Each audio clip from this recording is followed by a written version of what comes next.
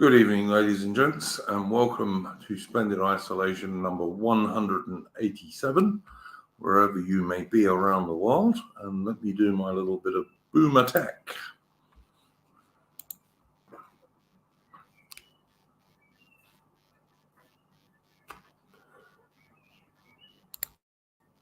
There we go. And I think that one's all right too. Good. All right, there we go. All done. Just let me say before we start, if you want to support the channel or ask super chat questions, which will get answered at the end of the stream, you can do so via Entropy. The link is pinned at the top of the chat. Please do like the stream and subscribe for more content. And those people who ask me every week what the thumbnail is, it's in the chat. It's a Royal Navy gunboat called HMS Thrush. It was built in 1889, and she took part in the Anglo-Zanzibar War in 1896, which lasted a whopping 40 minutes before the Sultan of Zanzibar surrendered. So there we go. Welcome to my guest this evening, Mitch. I don't know if we're going to get some more. We may. We sometimes have people joining us later. How are you going this evening, Mitch? Same old, same old. As you always say. Vingle saying slightly unsettling PFP this evening. What's PFP? Oh, he's talking about the picture. Yes, I asked Mitch about that, and it's, did you say it was Van Gogh or something like that, mate? Yeah, apparently it's a self-portrait of his or something. I just saw people talking about it on Twitter, so just thought, why not? Well, Mitch does always like to ring the changes for his avatars, so, you know. Mitch has more avatars than most people have hot dinners. So there you go. Yeah, I collect profile pics like a woman with shoes. So. Fair enough. Yeah. Did you have a first subject you wanted to bring up this evening, Mitch? I'll get out of the way. Rings of Power. That crap. Oh god, that horrible show from Amazon. Yeah. They've done something so offensive that it literally boils every fluid in my body, which is they've literally just imported orc families into it. So now orcs aren't created anymore by, through evil. It's not like the old saying, evil cannot create, evil can only taint and destroy, as Tolkien would say. No, apparently orcs, according to Rings of Power, are created when orc mommy and orc daddy love each other very much, according to the Rings of Power's screenwriters. So now... You're kidding. That... Yeah. You're kidding. What? He's trying to... They're trying to claim that they have orc families. Yeah, that are orc men and orc women, and that...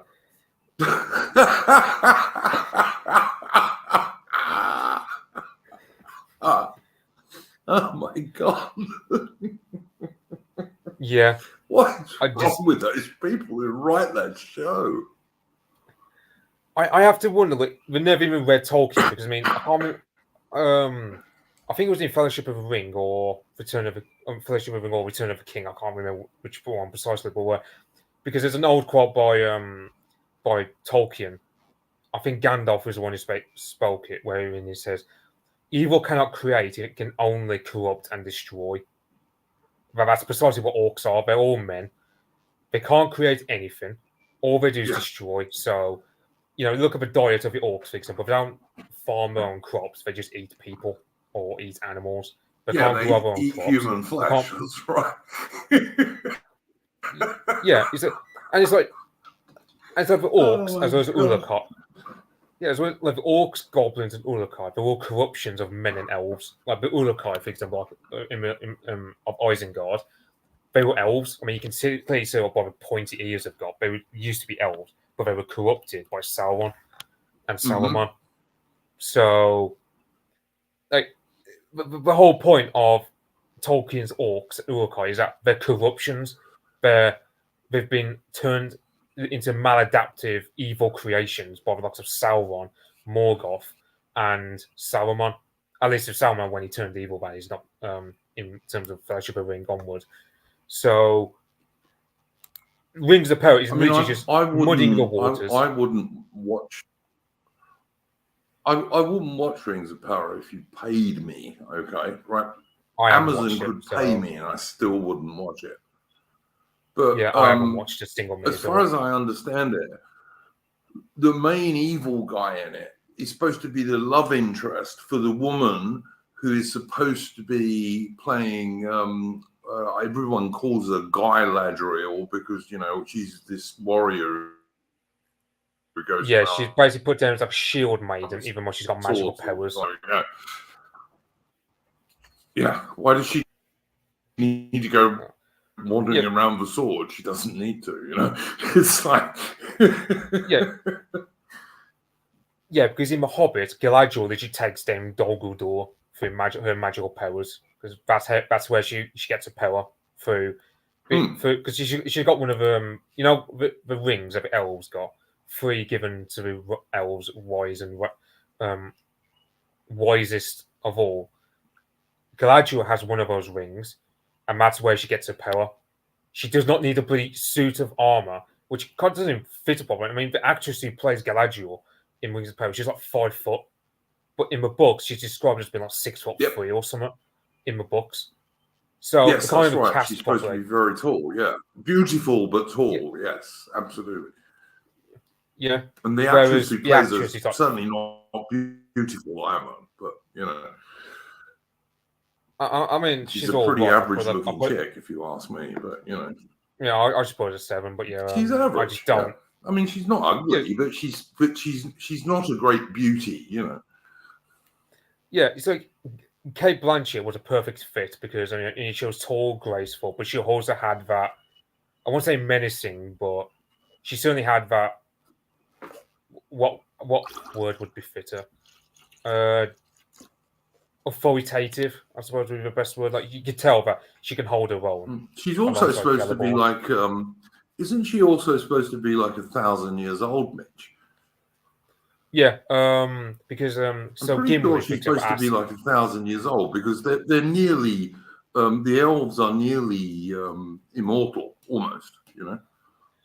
Yeah, the elves are immortal, and she was mentioned with Silmarillion as having refused Fëanor, because when Fëanor goes to forge for Silmarils, he asks for a hair from her head because it was like a scene, because her hair was described as being like a golden river. Yes, I remember I remember that bit in the movie as well. Yeah.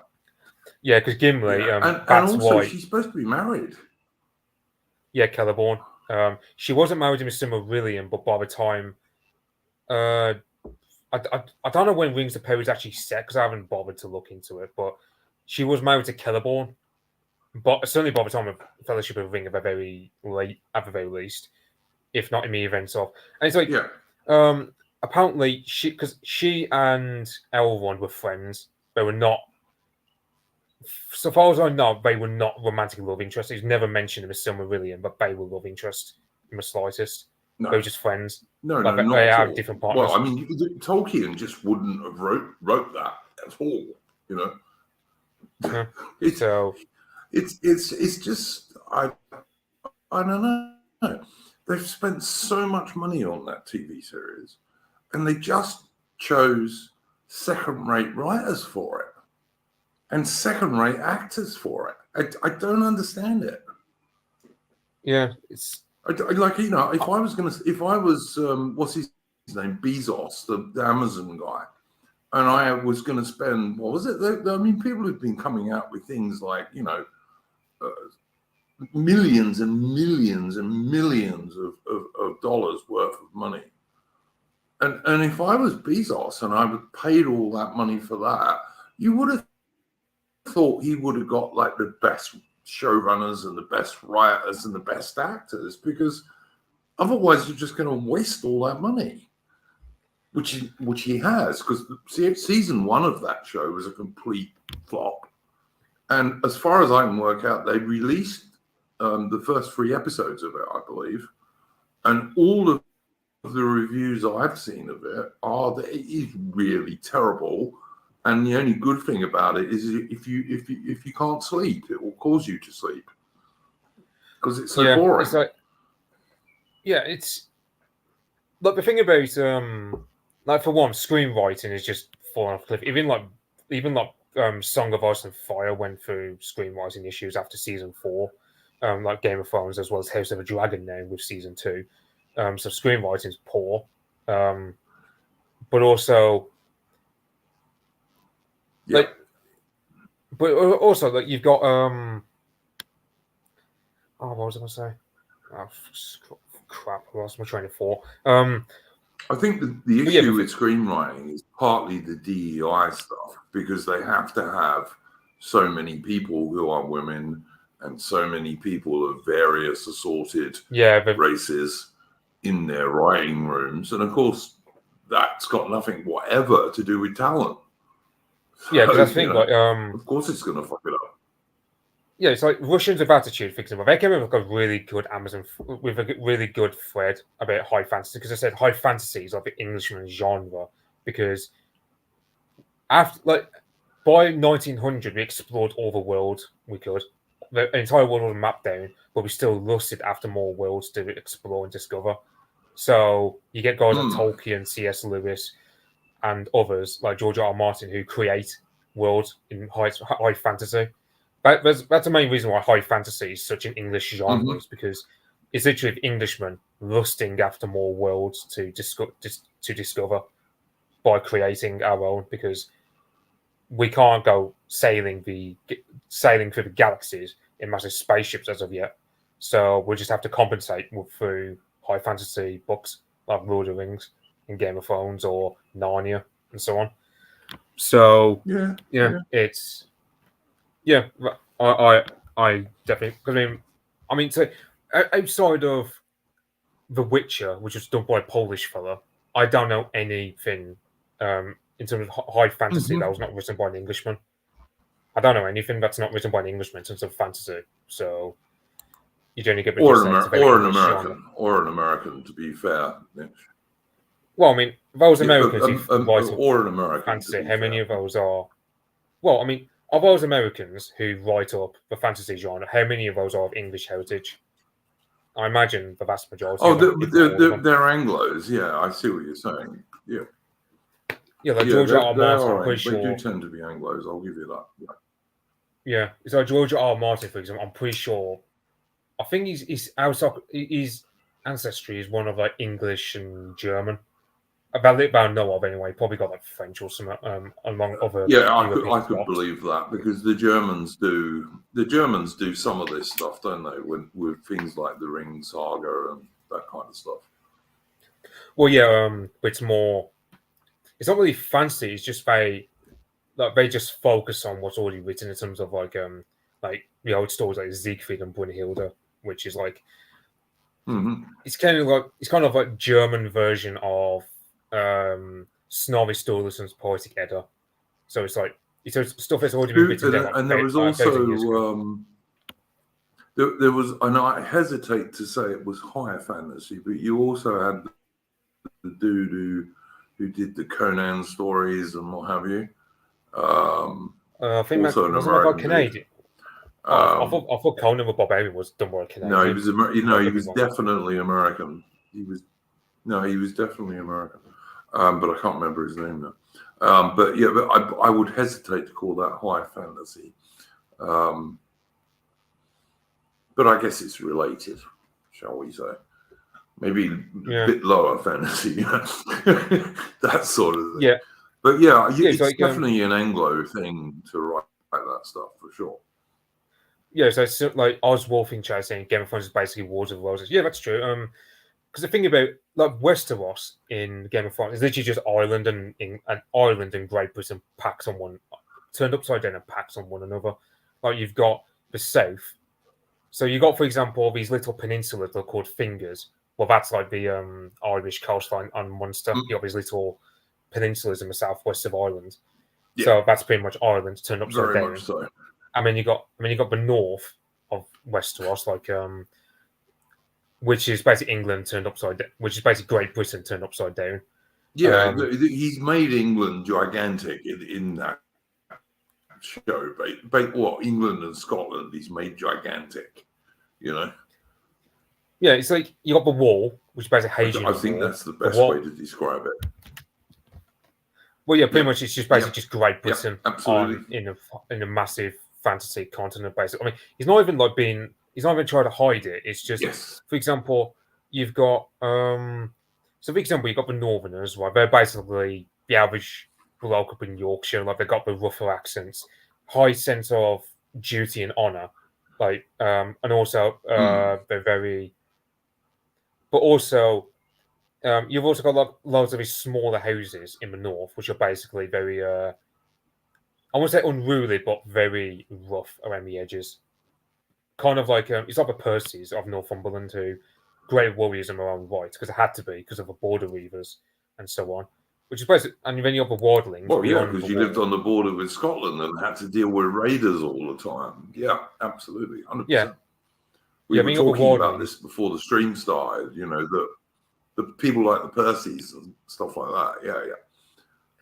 Yeah, and it's like, and then you got the people beyond the wall called the Wardlings, are basically the Pictish, in terms of ferocity. You know, they're seen as unruly savages, but they're basically the same ethnic stock as the Northerners. Then you got the Southerners, where you got, for example, you got King's Landing. Well, that's basically London. You got Egon the Conqueror, who's basically William the Conqueror. Yes. Yes, absolutely. And then you've got the High Valyrian that they speak. It basically sounds like Latin to my ears. That's what it sounds like. So you can tell Aegon the Conqueror is basically just a carbon copy of. The only thing that I don't understand is why George R. R. Martin really loves writing about incest. I just don't understand why such a hard I don't get that. The only thing I could possibly suggest is he is a very obese man and might not really have had a great deal to do with females, shall we say? You know? Yeah, it's. I mean, for example, I don't know what you make of the fact that he was a conscientious objector, quote unquote, during the Vietnam War, because he was born in 1946, I believe. So he was meant to get drafted into the Vietnam War, but and he's also a self-confessed male feminist, Mitch. To be fair, he did endorse George R. Hillary Clinton, which is one reason I don't. Well, he endorsed Hillary Clinton, Bernie Sanders, and Joe Biden. So his political choices are suboptimal, to say the least. Oh, he's a total lefty, mate. Yeah, he's a total lefty. Yeah, he's basically what the shitlibs wanted in J.K. Rowling, but he's a lot more obedient than J.K. Rowling was because he doesn't talk about the true in question. And thinking about George R. Martinism, so when he was asked, because some of the fans of his books were voting Trump, and he was saying to them, Trump is basically Joffrey, and of course Joffrey is like this little boy, he's a sadist, loves torturing cats, blah blah blah. So Trump evil, basically. So I wouldn't say that Joffrey's anything like Trump, actually. Yeah, it's. Well, there are many things. And Oswald is saying he hates Tolkien. Is that right, Mitch? There's a common saying that Martin hates Tolkien. Well, there's a common quote, isn't there? I'll share it with this. Is that true? There's that quote, isn't there, where he goes like, Tolkien writes all about the because he basically writes Lord of the Rings like an epic, basically akin to like these Norse poems and so on. That's how Tolkien writes. He doesn't really. Whereas George R. R. Martin, he was saying, what was Aragorn's tax policy? What did he genocide the orcs? And that's where George R. R. Martin decided to go when he's criticizing Tolkien on his writing style, basically. So I reckon genociding the orcs might have been entirely justified, actually, but yeah, eaters of human flesh. I reckon you can genocide those people, frankly. Yeah, and they're not people anyway, but you know what I mean. Yeah, yeah, put simply, George R. R. Martin is more of a materialist in how he views the world. He's very much of a materialist kind of guy, whereas Tolkien saw the world in a more spiritual lens. Like you can tell with Tolkien, you're reading basically like syncretism of like Germanic paganism and Christianity, pretty much in how to view the world. Like Samwise Gamgee, for example, is pretty much like Yeah, with some bits from the ancient world as well. I think Tolkien he incorporates some stuff from the ancient world. But I mean, of course, the difference between Tolkien and George R. R. Martin is that Tolkien was an actual soldier who served on the Somme in 1916, whereas, as you just pointed out, Mitch, George R. R. Martin has never seen war at all because he was a conscientious objector when the Vietnam War was on. So in that regard, I think I'd trust Tolkien a lot more on his military stuff than I would George Martin, you know? Yeah, because that's purely and simply why Lord of the Rings will always be beloved. Tolkien had not only seen war, half his best friends had been killed in it, you know?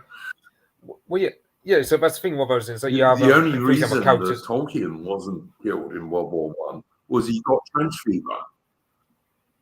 Like the only reason Tolkien didn't die in World War One, or the most likely reason he didn't die, he got trench fever. Yeah, and I was going to say with Tolkien,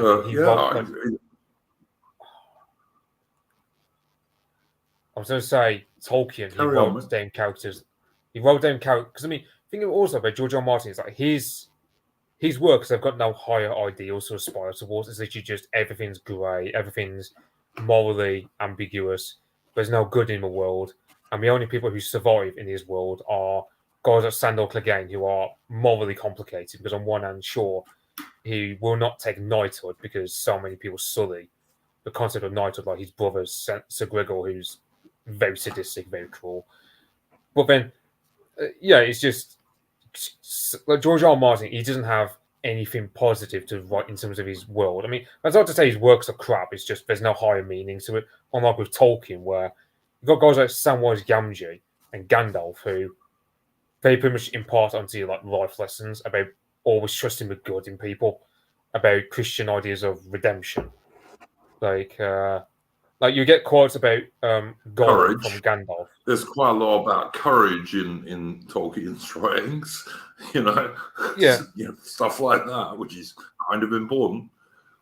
Yeah. So in other words, if you were to sum up the entire, like, you know, because people often put down the Middle Ages as basically being like a dreary time where everyone suffered, blah blah blah, but they omit all the chivalry or the nobility of man in that time. Like they just don't see.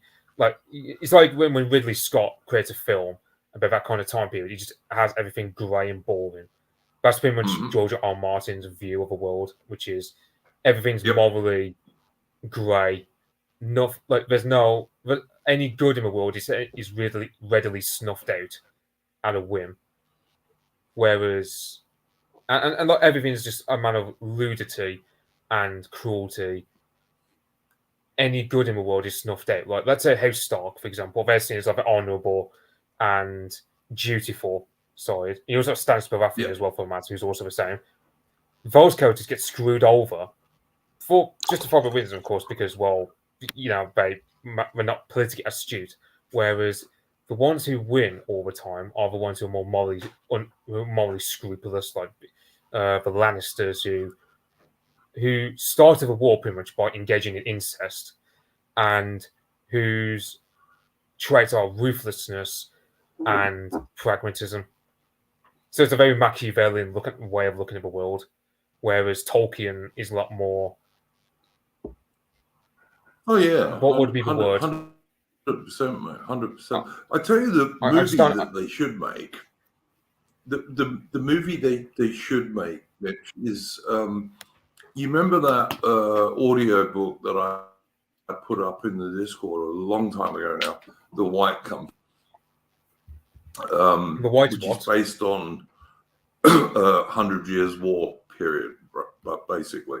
The White Company. Do you remember I put up an audio book? I think you listened to it, or you said you did.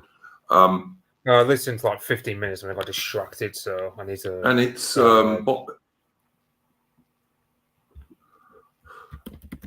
it's by the guy who wrote Sherlock Holmes.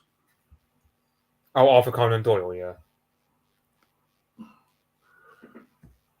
Yeah. The White Company. That's the one. And it's set in the 100 Years' War. And it's this dude who he starts off as a monk, but he ends up becoming a knight, basically. And he's got into the White Company by this experienced bowman chap. Really good story. But of course, I say that that's the thing they should turn into a movie. But of course, they completely bugger it up now because they would there'd have to be like black people in it and women and just nonsense from the period. Well, I mean, I can understand women in that in terms of being of a backdrop, like let's say prostitutes or whatever. Like, but that would make a fabulous film. Yeah, it's like this is one of my main problems with how they don't get me wrong. I'm not saying they should make it with no women in it, but I mean they shouldn't be a woman warrior in it or anything nonsensical like that. Is what I'm saying. Is there a delay over your end? Because I think there's like a 5 to 10 second delay from me to you by the looks of it. Maybe there is, mate. Hang on, I'll go out and come back. You carry on talking, mate, and I'll go out and come back. Let me try that. Okay. Could be, because this computer is a potato, so it's probably a fault on my end. Yeah, so that's my main gripe with how the medieval genre is just bastardized by modern cinema. It's always just put down as grey, drab, boring. Like,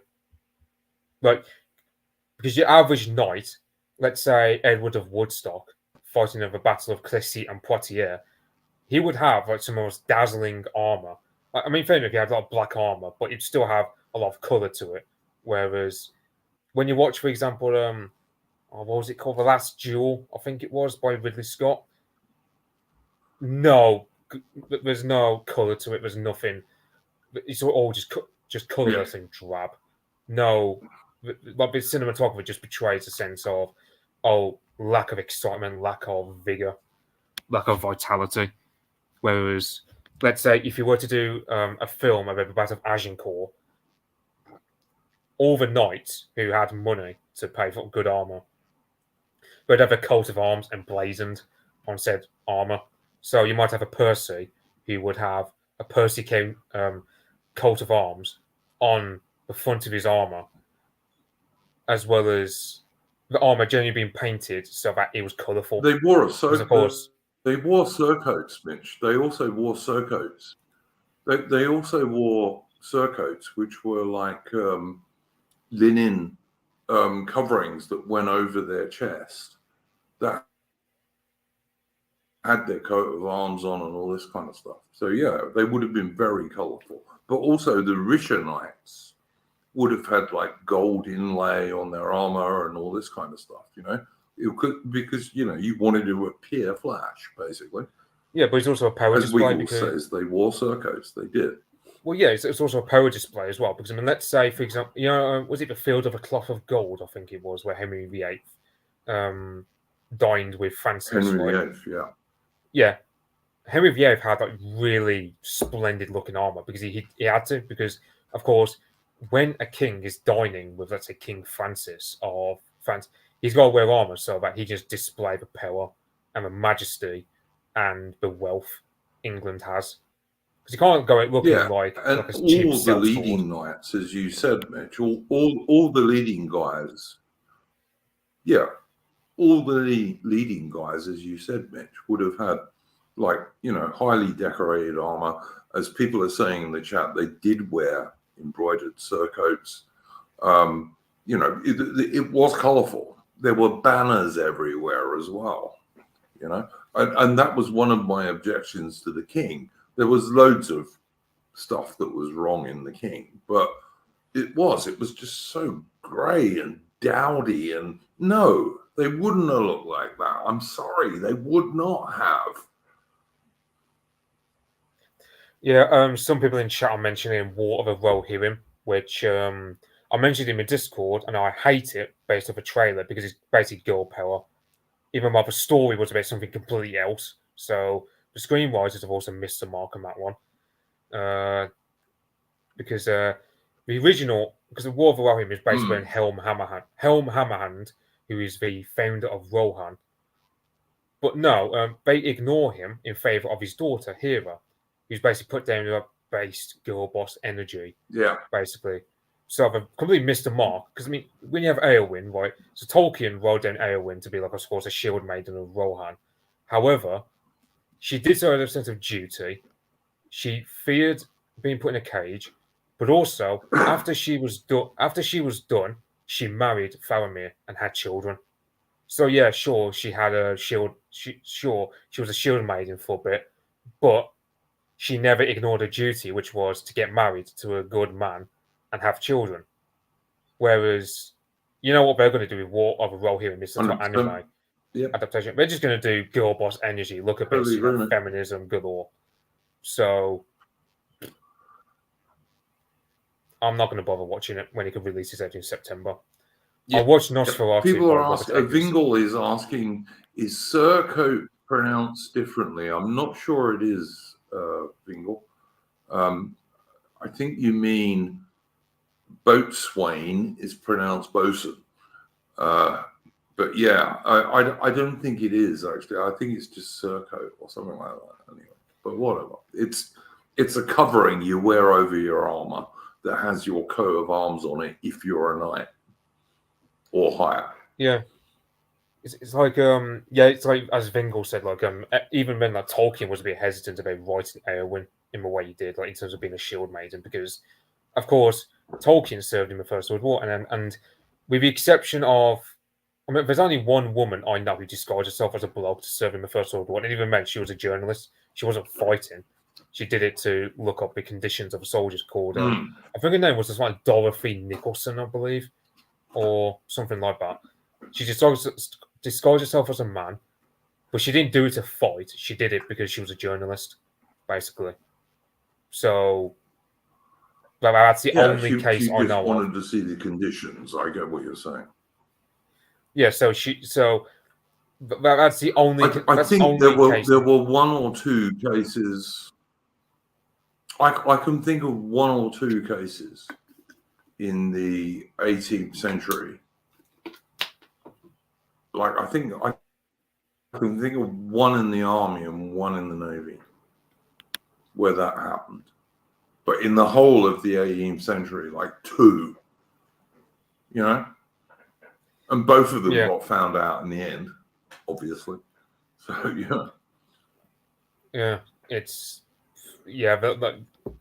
that's pretty much the closest. I mean, it's like the shield maidens you have in the old Norse poems.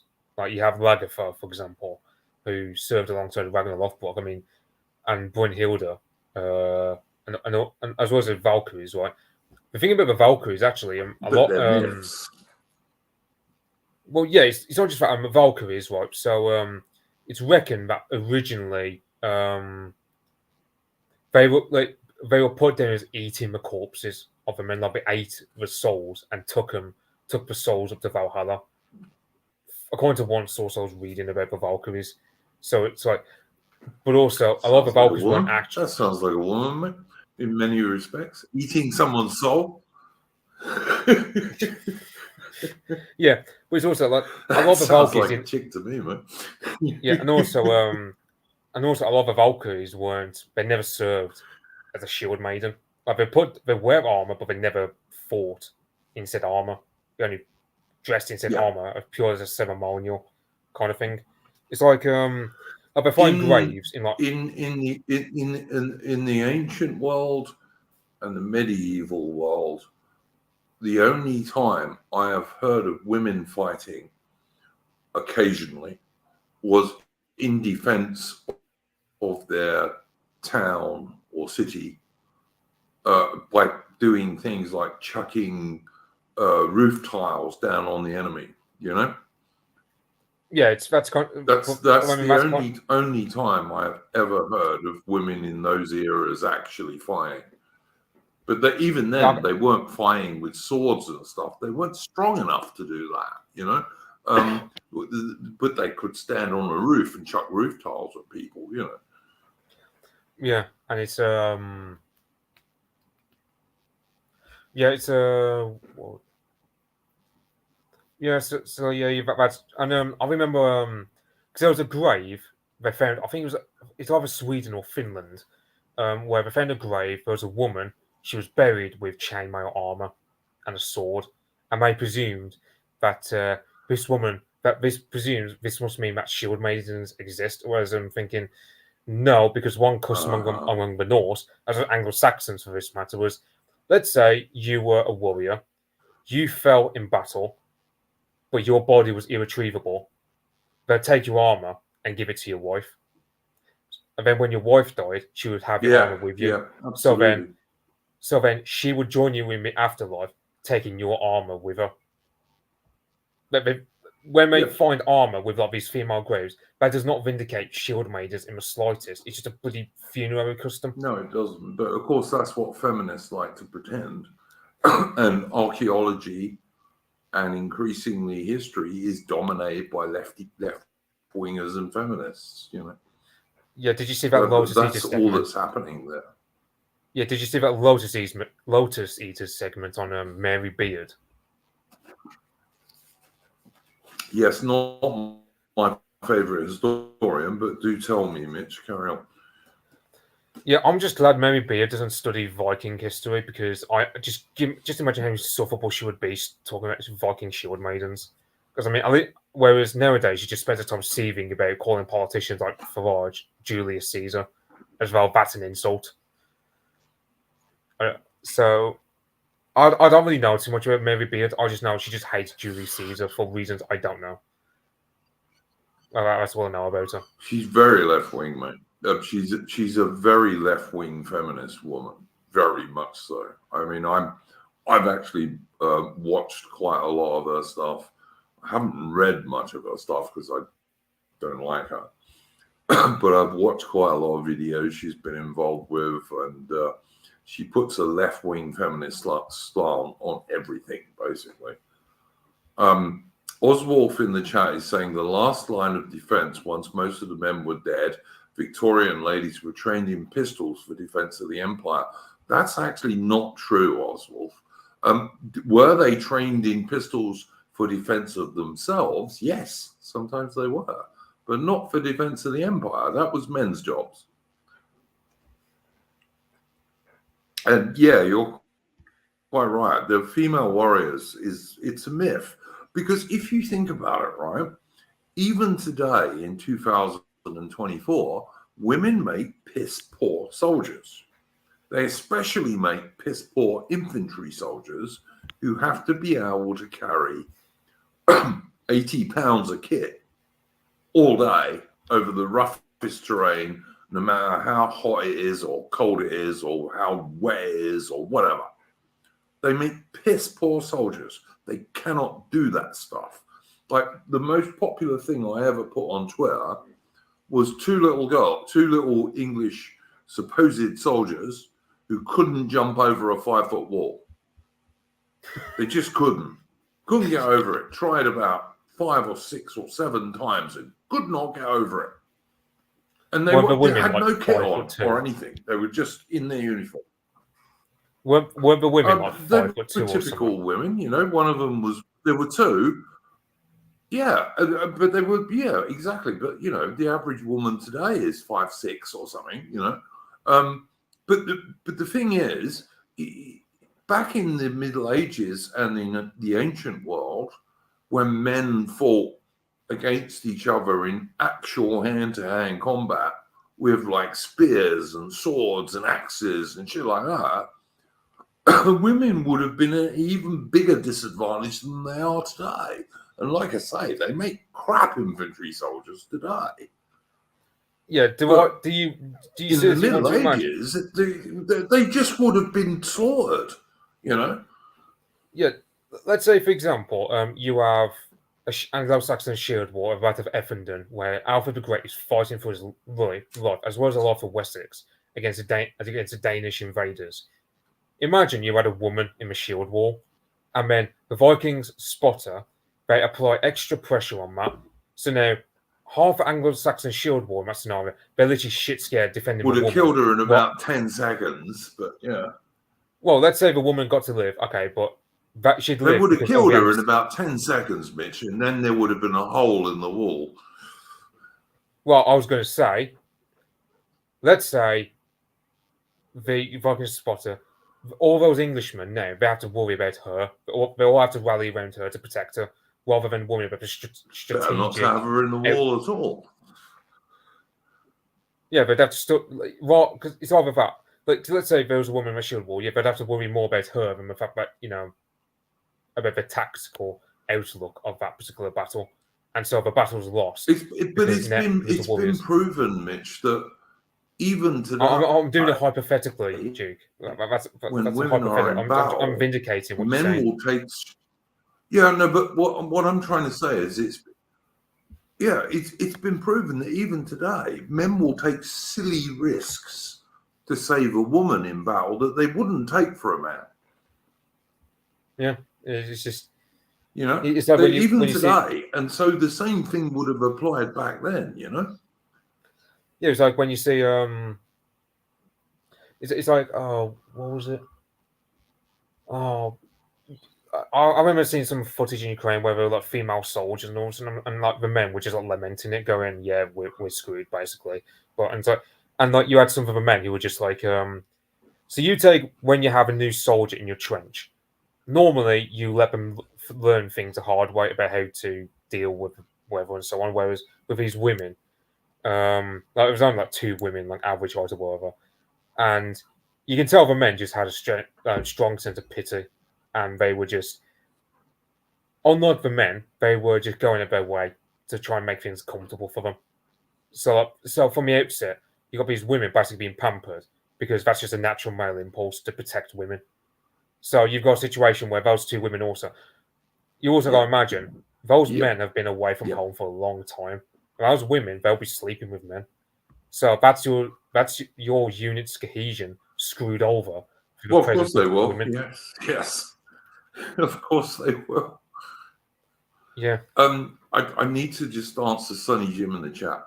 He said a Welsh woman captured 12 French soldiers using a pitchfork during the French invasion of 1797 at Fishguard.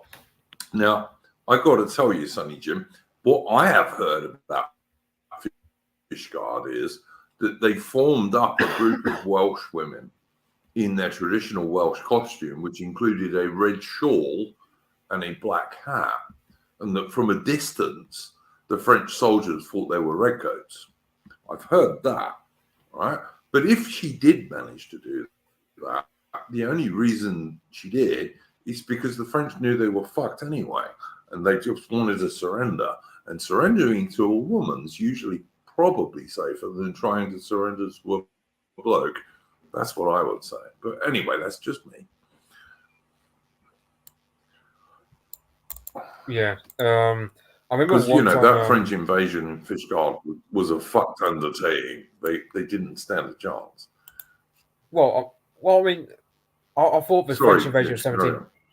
I thought the French invasion of 1797 was in Ireland to do with Wolfe Tone and his little rebellion. Yeah, but some of them did land in Wales, and they were very quickly captured.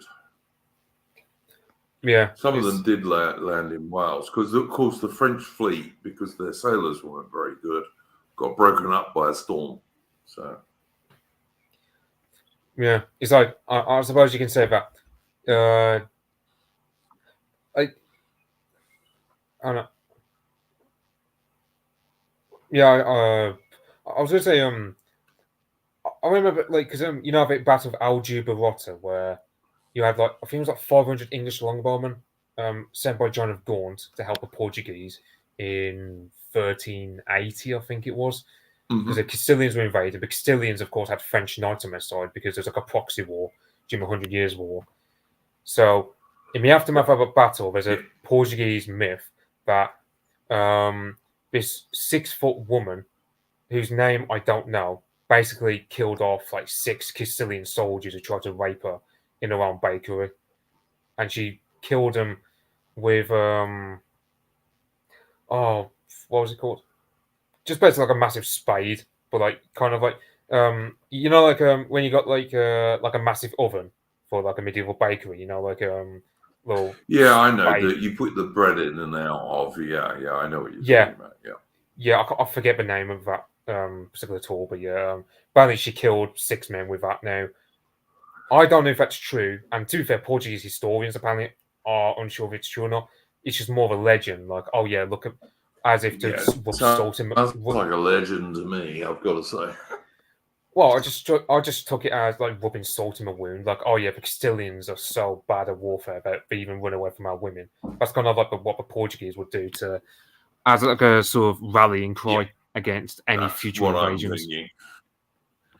Well, that's what I took from it, to be honest. That's I mean, what I'm thinking, mate. I think that's a legend. yeah. So, yeah. All right, I think we should, unless you've got more to say on this, Mitch. If you have, then go ahead. Oh yeah, But I was thinking of if you changing the haven't, perhaps I we'll was thinking move of changing the subject. on to I don't know what something else else. to. Yeah, I don't know if you want to talk about Telegram with his Pavel Durov arrest. What do we think about two-tier care? All right, well, what do we think about two-tier care? Wanting to ban smoking in outdoor gardens in pubs, outside football grounds, parks, and all sorts of other places. What do we think about Calculated destruction of a pub, which, as Samuel Pepys would say, is the heart of England. So you know what Keir Starmer's doing it. He hates us. that? Yep. I said to you before the stream, Matt, there's also a lot of impracticalities behind this because so according to this law, you'd have to go 6 doors down from a nightclub if you wish to have a smoke, because you can't smoke at directly out of a nightclub anymore, according to this law that Starmer's planning on doing. So if you're a bouncer at a nightclub, normally you keep an eye on people smoking outside, let's say like an 18-year-old girl or whatever, for obvious reasons. However, because of this law, that 18-year-old girl wanting to smoke. Yeah, a little cheeky babe standing outside having a cigarette. Yeah, the bouncer can watch her. 100%. Yeah. Well, she has to go almost to the other street in order to smoke a cigarette. But in so doing, she's no longer under the protection of that bouncer. Like, the bouncer can't see her. So now that little 18-year-old chick smoking a cigarette is now under threat of being raped by all the doctors and surgeons that Keir Starmer will want to import. So yeah, all those lovely brown and black people that we keep bringing in every single year into Britain. Yeah, absolutely right, man. Yeah. Or also, let's say you're a dad. Let's say you're a dad and you're taking your little son or your little daughter to the park. You can't have a cigarette, right? So you obviously can't just walk to the outside bit of the park, because if you do some nonce, or again, one of these brain surgeons who we import every year in hundreds of thousands might come around and kill your little son or little daughter. Yeah, it's go to a football match. Can't smoke on the terraces anymore, even though you're outside. But you can't even have a cigarette outside the terraces. Yeah, the pubs, like, for example, the pub, which has been the working man's version of a gentleman's club forever. Well, yeah, so we've got you pubs can't that have are a cigarette 1,000 years in old. A fucking garden. Yeah, yeah, we've got pub. Yeah, so you've got so you've got a situation now where, let's say, because I mean, I can remember vividly, like, Molyneux. There's a load of pubs opposite, all over. There's like a ring of pubs surrounding Molyneux for people to congregate around while waiting to take their seats. they'll have a cigarette as a point, because of course when you're getting slightly a bit drunk, you also want a point. You also want to smoke a cigarette. Well, under this law, you can't do that anymore. So those pubs are going to suffer for revenue after that, because of course you can't even have a cigarette to go with it's your point. going to Mitch. Pub numbers have been going down in Britain for years now, but I think this is going to be the final nail in the coffin of many of them. And of course, because you can't have you can't have in villages and towns and parts of cities, you cannot have somewhere where working class. This is why the real reason why Starmer and the Labour Party want to ban it is because they want to destroy the ability of working class and lower middle class men to gather together and talk about stuff. They don't want that to happen. Yeah, it's like the when guy you look is at the guy Starmer is like he's a vile bastard, basically. Yeah, he's a sociopath. Like apparently he has no internal dialogue, because normally when because he has no internal dialogue, but also he never dreams. Apparently, when he sleeps, he just goes to sleep and doesn't dream. Like what kind of normal, what kind of what a surprise! Yeah, and it's What you've a also surprise. got I also, mean, when he's talking, he looks like an automaton to me. it looks like a what? I don't know about you, Mitch, but when I see Starmer giving a speech, he looks like an automaton. He looks like a robot, you know? Yeah, everyone says. I mean, Doesn't look like a bloke. He looks like a robot. Yeah, and it's I think someone on Twitter said something along the lines of when before the battles like Lexington Concord was Bunker Hill, one of the main ways that that a lot of these revolutionaries met was through taverns, through pubs along the eastern seaboard. That was how the revolution in America was organized. Like it was just guys chatting to one another in the pub. So, and it's not the same with the Bolsheviks. Like Jonathan Bowden mentioned it in his Vanguard speech, where he says, like, "Oh yeah, the Bolsheviks at one point they were just like obscure figures chatting away at the back of pubs, just looks upon as basically just being like strange foreigners at the back of a London pub, and then like 20 years later they were the ones in power in Russia." So, And don't don't forget, Jonathan Bowden gave all those brilliant, wonderful speeches in pubs. Nearly all of them were in pubs. Yeah, so it's just I think as I said, like Samuel Pepys said it best, like a pub is the heart of England. Really, he's like Yep. So declaring war. I mean, that's the thing. Like that's like if you want to imagine community centres of the English, that's a pub. Like the mosques are for the Muslims, what the pubs are for us. So you wonder why. So it's like police to help the mosques. I remember when I had Morgoth on here, Mitch. I remember Mitch when I had Morgoth on here. Like he's been on here a couple of times, and we were talking about working men's clubs, yeah. And you're a Midlands guy, and I'm sure they have working men's clubs in the Midlands. But we were saying that basically working men's clubs and your local pub, they were the working man's social places to go, you know, when he wasn't working, when he had a bit of time away from his family for a couple of hours, you know, on the weekend or whatever. You'd go to a working men's club or you'd go to a pub.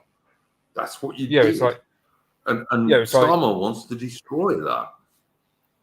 Yeah, it's like for example, you have like for some people, mainly like with boomers, there's a conservative club for like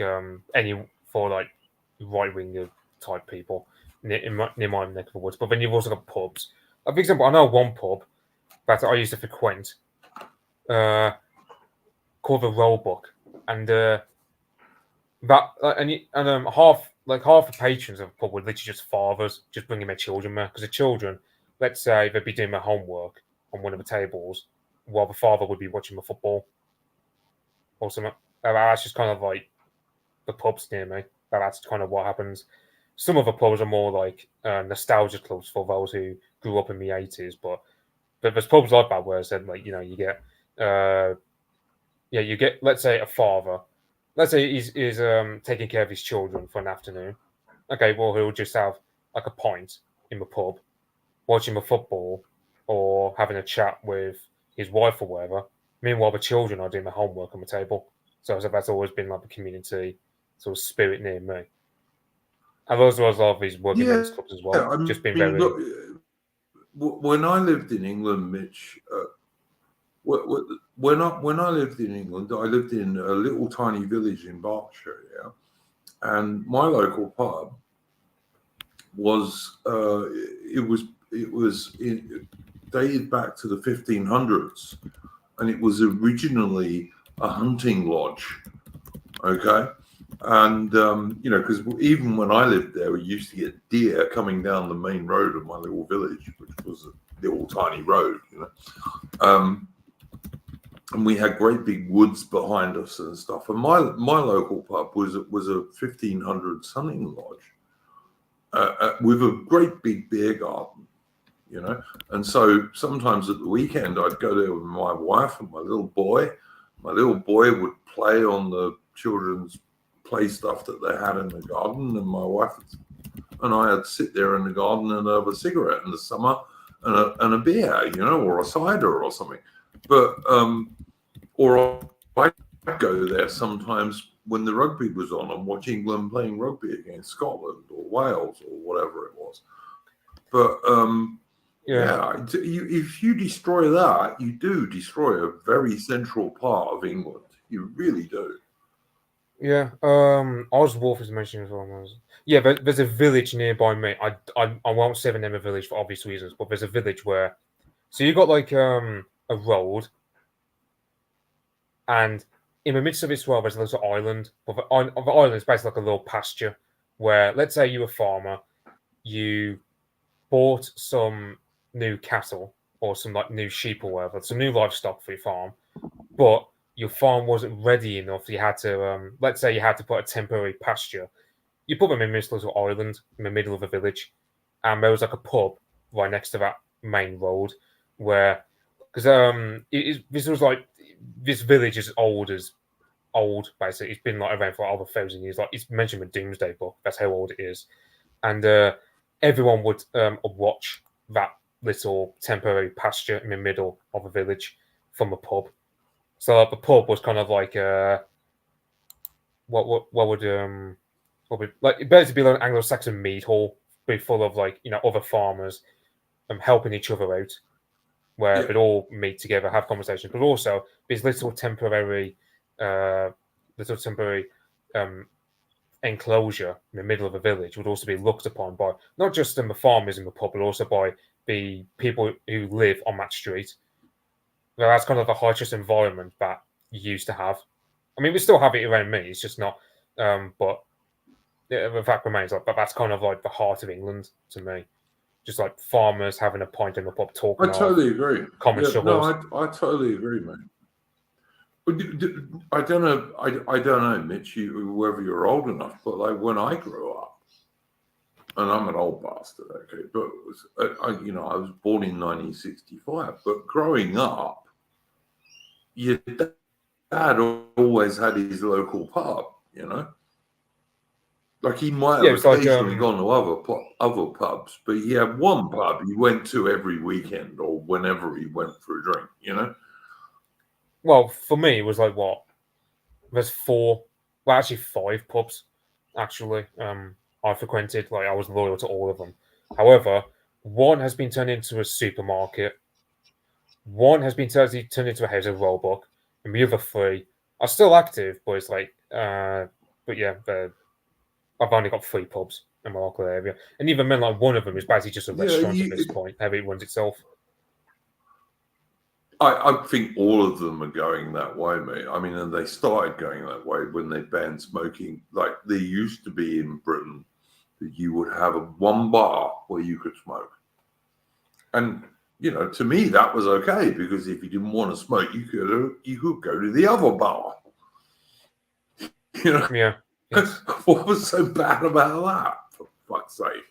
And now, this utter joyless scumbag Starmer wants to stop you smoking outside in the pub garden, which is never going to hurt anyone, you know? Yeah, I think this is where ridiculous.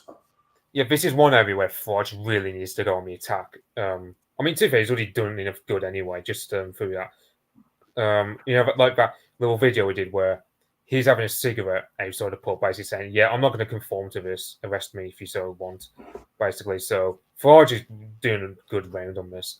But yeah, I hope Farage he talks about, because personally, what I would go back to it's like I don't know, do you ever like ever go browsing for, like, let's say you get like those old like paintings sort of thing, where it's like, let's say a village in England where it's just a bunch of people.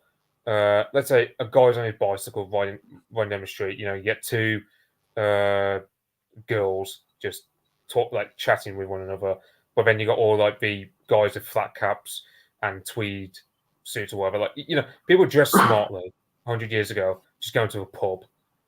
But that's kind of like what ideally. That's kind of like, that's personally what I would do in terms of a pub. Like, for example, I'd scrap all the restrictions of pubs, cut down beer duty, because the cost of a pint these days is bloody criminal, because of all the taxes we have to it's put just with. crazy, mate. Yeah, it's just crazy. Yeah, Webster. Yeah, I was just going to say about Webster's comment. Yeah, pretty much. Like, I live in like a travel to work area, like a sort of market town, and yeah, that's the way the pubs are going to go. There's already one. I can't say the name of a pub that I'm talking about what got pretty much turned itself into a restaurant, because it literally has the name of my village. Don't dox yourself on it, but yeah. But yeah, it's this pub, right? It was an old miners' pub. Like my town used to be a coal miners' spot, and that pub has so much heritage in it. I think it's older than America, how old it is, because that's how long coal has been mined around near me. And yeah, like, that heritage is chipping away because the way the Blairites have just brought in these sort of petty, tyrannical rules about smoking and whatnot, as well as just destroying the communitarianism you had. I think that's one area where Farage can. It's the community they want to destroy, mate. It's the community they want to destroy. They want to destroy that. It's being done on purpose, and Starmer is doing this on purpose. Well, you were right. Atterman's up a Witten. There you go. I thought he might be. Yeah, I did say that before we started, by the way. Yep. Yeah. I hope it's fun, Adam. I hope it's fun. Yeah. You'll have to give us a report next week. Yeah. I wonder if Farage will talk about this of an upcoming conference, which John Cavalier is going to. I believe it's. I don't know why he's doing it in Birmingham of all places, because Birmingham is basically enemy territory at this point. From my experiences with that place. Well, it's the middle of England, mate. I know why he's doing it in Birmingham. Yeah, but I mean, if you want to do middle of England, you could do it in Derby. It's the easiest. Yeah, no, fair enough. I see what you're saying, but I'm thinking he's just thinking, like, do it in Birmingham, and whether you're from the southeast, the southwest, the northwest, the northeast, it's as easy for you to get to as anywhere, isn't it? That's what I guess. Yeah, it's just, I mean, that's it. Like, I mean, Farage is going to speak. I hope he speaks about this, because I mean, this is one thing where like, this is one of the few vestiges of left of the old England, where, you know, because I mean, because of course they're called pubs nowadays, but back in Anglo-Saxon times they were called mead halls, and that's how old our sense of meeting one another through drinking alcohol or something like. It's been that way for nearly 2,000 years. So I hope Forge really goes to town on this. Hopefully, I imagine he will, as I said, because there's a little video where he's in the Westminster pub. He's been doing quite well so far. He's been doing quite well so far, Mitch. He's basically saying if two-tier care brings this rule in, he won't visit a pub anymore. I mean, which was exactly my reaction when I heard it as well.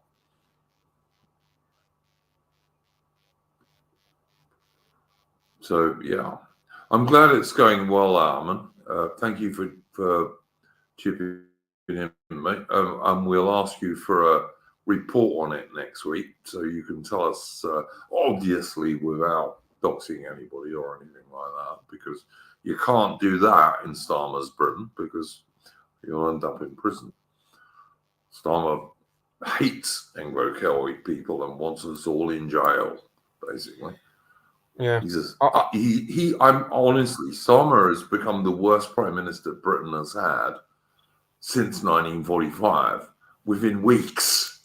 And we've had some utter scum as prime ministers in Britain since 1945. So, I would argue at this point, just get rid of Parliament. I'm not a big fan of the House of Windsor, but I'd sooner deal with an absolute monarchy, to be honest. Even though I can have my issues with a monarchy, because I'm looking at the history of Britain since our prime ministers. I mean, since the post-war period, can you actually name any of our prime ministers actually been good?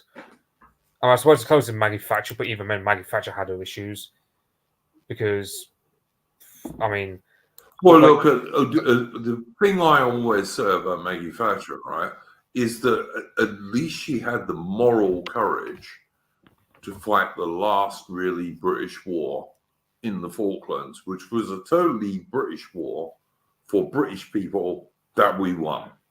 I'll give her that, which Starmer wouldn't do in a million years, because and Thatcher could have lost that war. If one of our carriers had been sunk, she could have lost that war. It required real moral courage to fight it. And the British Armed Forces responded brilliantly and utterly defeated the enemy. But yeah, I'll always give her that. I'll always give her that. Yeah. Which Starmer wouldn't do in a month of Sundays. He's not brave enough. Yeah, because I remember brave enough to lock up like 12-year-old little boys for Facebook posts. Yeah, it's like because I used to always I remember like 7 years ago or something. I always used to say we've had good kings, but we've not had good prime ministers. I mean the last decent prime minister I would actually like would be Lord Salisbury, and I'm not massively knowledgeable about him, but the fact that there's yourself, Aaron Hook, me too. Blue, yeah, Lord Salisbury, last good British PM. Totally agree, man. I totally agree. Lord Salisbury was the last pro-British, always thought of what's best for Britain before he made a decision. That was Lord Salisbury, the last good British Prime Minister. 100%. Totally agree. Yeah. It's like I'm just sort of thinking. I'm looking at this country. I mean, it's a pity our aristocracy is largely gone. Like we don't really hear much of a Percy's or any of. I mean, the only aristocratic family I've noticed are the Solmes, who are basically Churchillian at this point. They're all married into the Churchill family with Winston and so on, henceforth, and they're so sullied with that. And you've got the Spencers, from whom you got Princess Diana, who the more I hear about Princess Diana, the more I grow to dislike her, just because of how much personality cult she's got. She was a whore, mate. I to this day, I mean, it's like, yeah, to this day, I will never understand the personality cult they've developed around her. I just never understood it. Nor do I. Never did. I always hated her. Couldn't stand her. But there we go. It's like my old man was basically he said, "Oh yeah, he turned Republican over Princess Diana because he reckons Prince Philip or whatever killed her off." And I'm thinking, and No, don't think so. well, even let's say he did. Okay, I'm more likely to applaud Prince Philip for doing that rather than condemn him because, as I said, I don't even know Look, much mate, about Princess do Diana. you know what? I can't prove it, but Harry looks awfully like that British Army officer she was having an affair with. I mean, you Really can see the does. side profile. Yeah, you And in can the see the end, side profile of them, and yeah, she they was do. going out with an Egyptian grocer. Now, all right, he ran Harrods. He owned Harrods, but he was still an Egyptian grocer, for God's sake. And she was supposed to be the wife of, she was supposed to be a princess of England, for God's sake. Well, I mean, she was going out with an Egyptian grocer. But no. I mean, I don't mind. I mean, I don't know. I mean, Catherine Middleton doesn't really come into the equation on this because I mean, at least she's an English commoner, rather like because I mean, she's come from a mercantile family, I believe, if I'm not mistaken. But yeah, Yes. So I don't. I mean, as I said, like I'd go back to. I mean, as much as I hate the Normans, I'd sooner have William the Conqueror ruling over us than the last 100 years of prime ministers, because since Lord Salisbury, he's just gone downhill in terms of the leadership we've had. I mean, 100. it's like I used to 100%, like that. It's like David Lloyd George. I used to like him until I realised how much damage he did, and then I realised, oh no, he's not the wholesome chungus that because the education system will tell you that David Lloyd George was the best prime minister we ever had because he brought in the welfare state, and were it not for him, we wouldn't have a beloved NHS and so on. Mm-hmm. That's we should be so lucky, but yeah, not having the NHS. Wow, that would be really good, but yeah, I'm not going to happen, sadly. But yeah, I just no, man.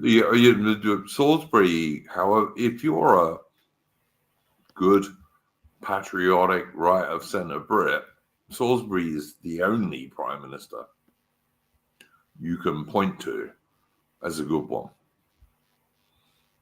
And he was prime minister until 1902 or maybe 1903. I think it was 1902, actually. Last good one we had. All of them have been shit after that. Like I said, I'll give Thatcher that she fought the Falklands War, and I see one or two people talking about PSYOPs and the Zionist elite and all the rest of it. I don't think that had anything to do with the Falklands War in 1982, mate. I really don't. I mean, I don't think the Zionists had anything to gain or lose in that war, to be honest. So there you go. Yeah, so I mean, but it was the last really British war. It was the last war I totally avoid because it was to save British people. Yeah, it was I don't know, like it was British territory. Yeah, I don't what was I going to say? And yeah, it's just like you mentioned the stream. Only Britain fought it. No one else, just Britain, which is always a good thing. Yeah, it's like I mean, it's like. I'm sorry, Mitch. What did you say? I'm trying to think what to say. I mean, because I said earlier, what about like, we might as well go back to absolute monarchy at this point because of the way our prime ministers have been crap. But it's like, I see what you're saying. Yeah. Shoot. I mean, I'm trying to think of what to say now. But yeah, I was like Majesty's stream, which I had to turn off. Yeah.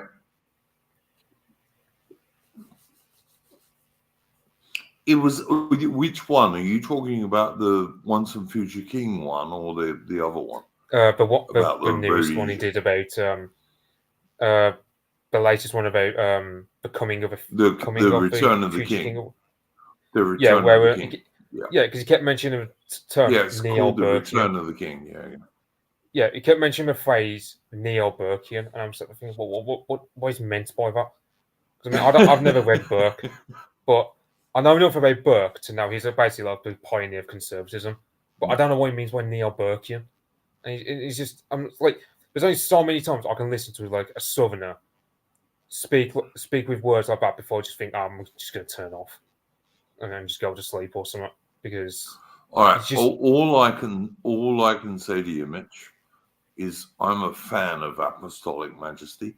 I don't always agree with him because he is certainly pro-Catholic, but he makes no, he doesn't hide that.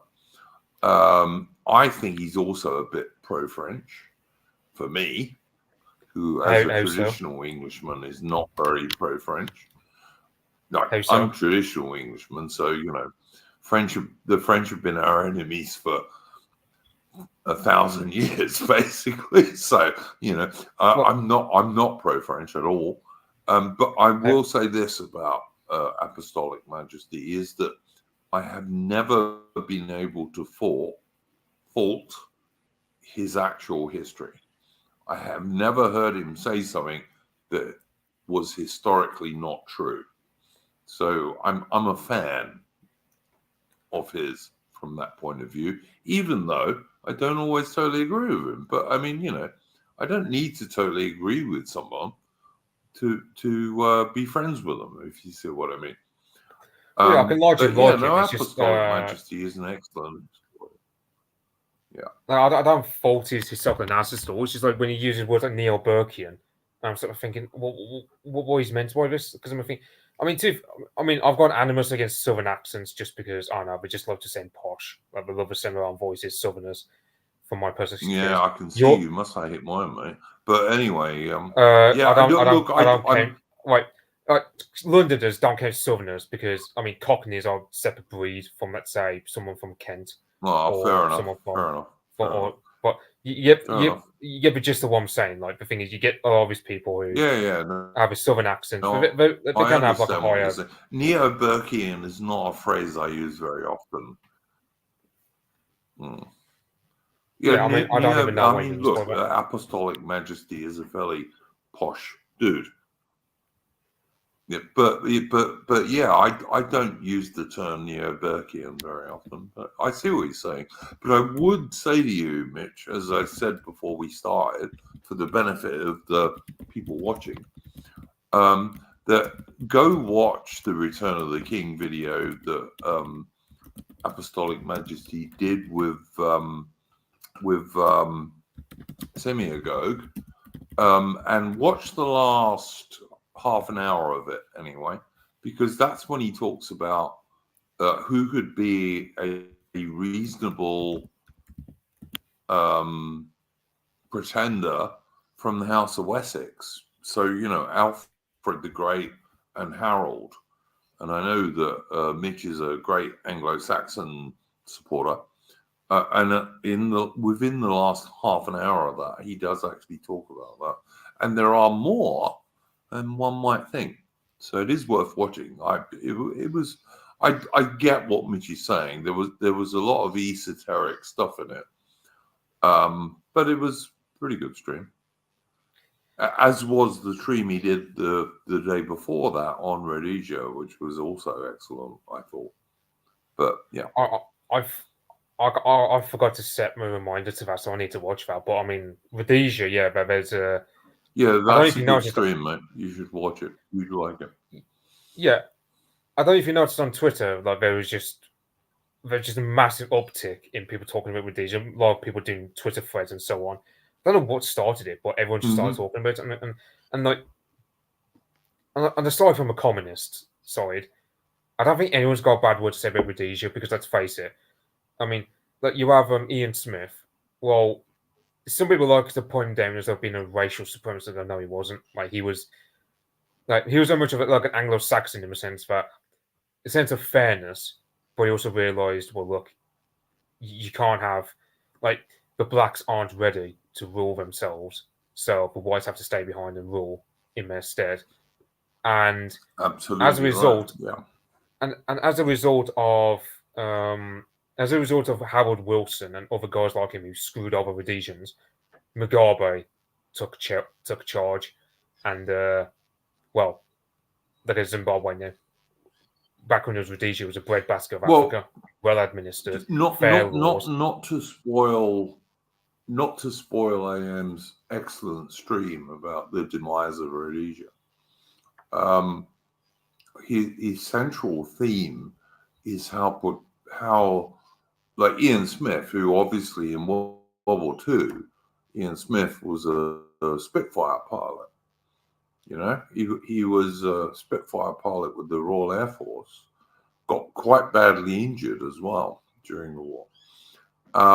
And he was an ultra loyalist, and part of AM's theme, and it's entirely justified, is how, because of the late Queen's inactions and communist Harold Wilson's machinations, Rhodesia was totally betrayed. But I mean, it was really totally betrayed even before Harold Wilson became Prime Minister under the so-called Conservatives, because the Conservatives were the ones who were whipping the rug out from under the Rhodesians' feet by giving independence to all of the British colonies in Africa, which was never justified by any sort of African demands or anything. It was just, no, we're getting out.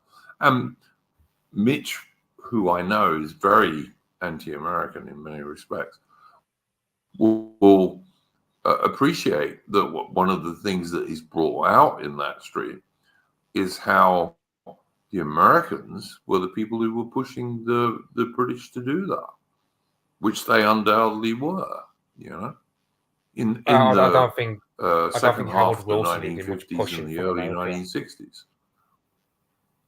I don't think Harold Wilson. No. Look, I think Harold Wilson was. There are many rumors that Harold Wilson was actually a Soviet agent, but I mean, you know, but yeah, I get your image, and I agree. Like, I know Kissinger. He got, was it Boffa or Vorster who screwed over Rhodesians by pulling away aid from Rhodesia and thereby pushing Rhodesia I think it was Vorster. Yeah. I think it was Vorster. Yeah. Yeah, because Vorster, he was very anti-British anyway. Vorster was part of a terrorist group called Ossewa Brandwag, who were sabotaging South African. Yeah, like basically like pro-German. Both her and Vorster were both very anti-British. Yeah, they were both anti-British. And the weird thing was that they screwed themselves because, and of course, I moved to South Africa in '85, and lived there for 15 years, and so I saw this firsthand. But they screwed themselves because by going along with that stuff, they got rid of their last ally. Because, of course, the Portuguese colonies of Angola and Mozambique had already fallen. And then the Americans sort of blackmailed South Africa into not supporting Rhodesia anymore. And then once Rhodesia was gone, it was just them. And how long did they think they were going to last? Well, they lasted until the Soviet Union fell, at which point they were dropped like a hot banana. Yes, I like Portugal. I mean, I remember Apostolic Majesty doing a stream on the Estado Novo of the Salazar and his regime, who, well, it was, from what I've read about him, limited though, because I don't know any books about him. They seem to be doing pretty well for Portugal. Like literacy went up, economy doing well. Yeah, like, the he gap was pretty between base. Yeah, but for reasons I don't know, they had a revolution in 1975. Well, I think he it was died, mate. That's what happened. Yeah. He died.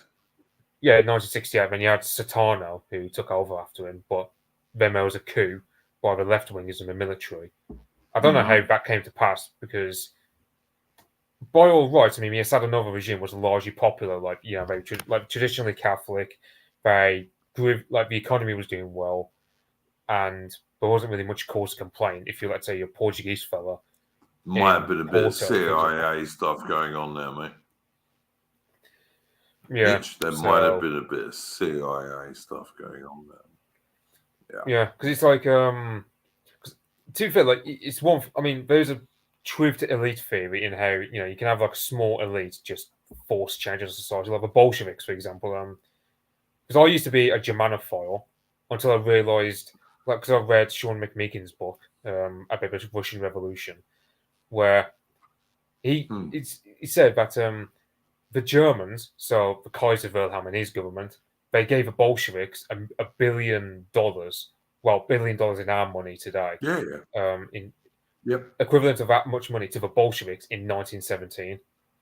So that's why I've soured a lot on the Germans, for example, because they, that's why also I'm not so much of a complete Mitch, have you read the same dude's book, Stalin's War? I'm considering ordering it. So I think it was Sean. Traditionalist. Because that's an excellent book. At one stage, what's his name? Prudentialist. The American dude was reading that. Yeah, Prudentialist. Yeah, but he seems to have stopped. He got up to a certain chapter, and I haven't heard any more on it. But yeah, really good book. Very, very interesting. Same historian. Yeah, so Sean McMeekin's book, I mean, from what I've read of him, he seems to be a good historical author. I'd chill. His Russian Revolution book, I mean, because the other book is Anthony Beevor's book about the Russian Revolution, but Anthony Beevor's more of a military guy, so he'll tell you all about what the Bolsheviks did and what the Russians did, like Kolchak. I'm not a total Beaver fan, I gotta say, mate. I'm not a total Anthony Beaver fan. I've read quite a lot of his military history, and he makes mistakes. He does. How so? If you don't mind me asking. He just makes errors sometimes. Like I've read his book about Stalingrad. He does make mistakes. Trust me, he does. Like when I say a military historian or any historian is good, the reason I'll say it is because I've never seen them, like I did about Apostolic Majesty, for example. I've never seen them make a statement that historically was not correct. Yeah. And I have with Anthony Beaver.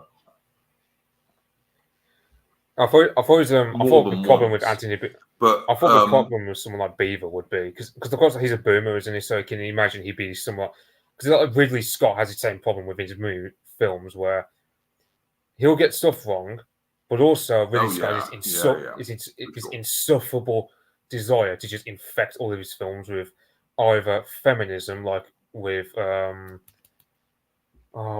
Last Duel film, for example, or he'll just taint it with his liberal democracy.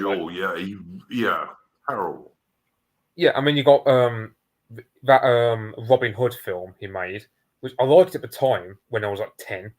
Now I watched it recently, and I'm thinking I hated it now because well, I mean, I just like it now because he's just shilling it. He's just using it to shill for liberal democracy, basically. Like, Robin Hood was told to on the same page as Blair, according to Ridley Scott, even though he wasn't. No, when he was like when you have the whole.